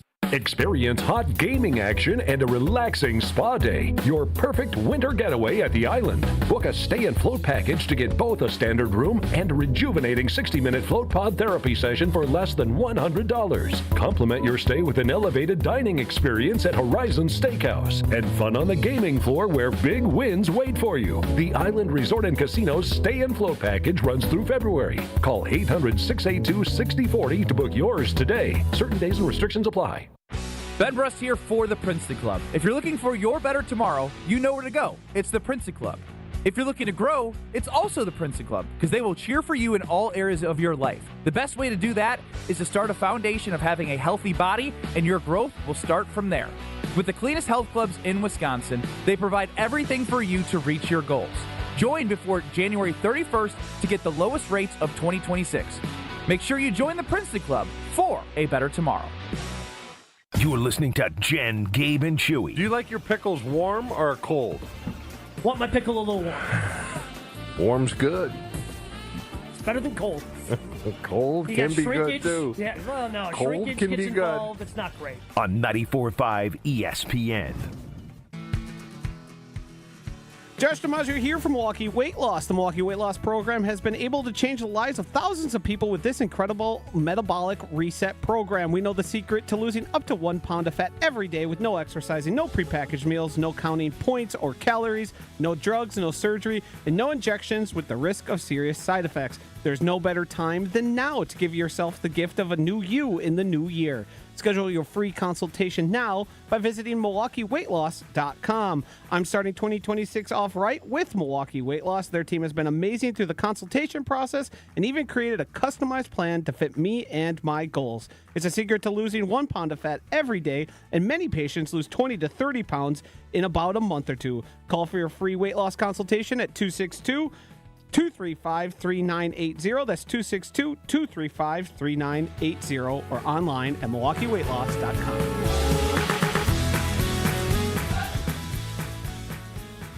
always appreciate Craig Carmason jumping in. A lot of good stuff there about the Bucks and Brewers. I think if you got a chance, if you didn't hear the entire conversation, go back, listen on the ESPN Wisconsin app once that gets posted shortly after we're done here on the show. But always appreciate catching up with Craig, getting his insights on the Bucks and Brewers. Before we go here, picks for the weekend.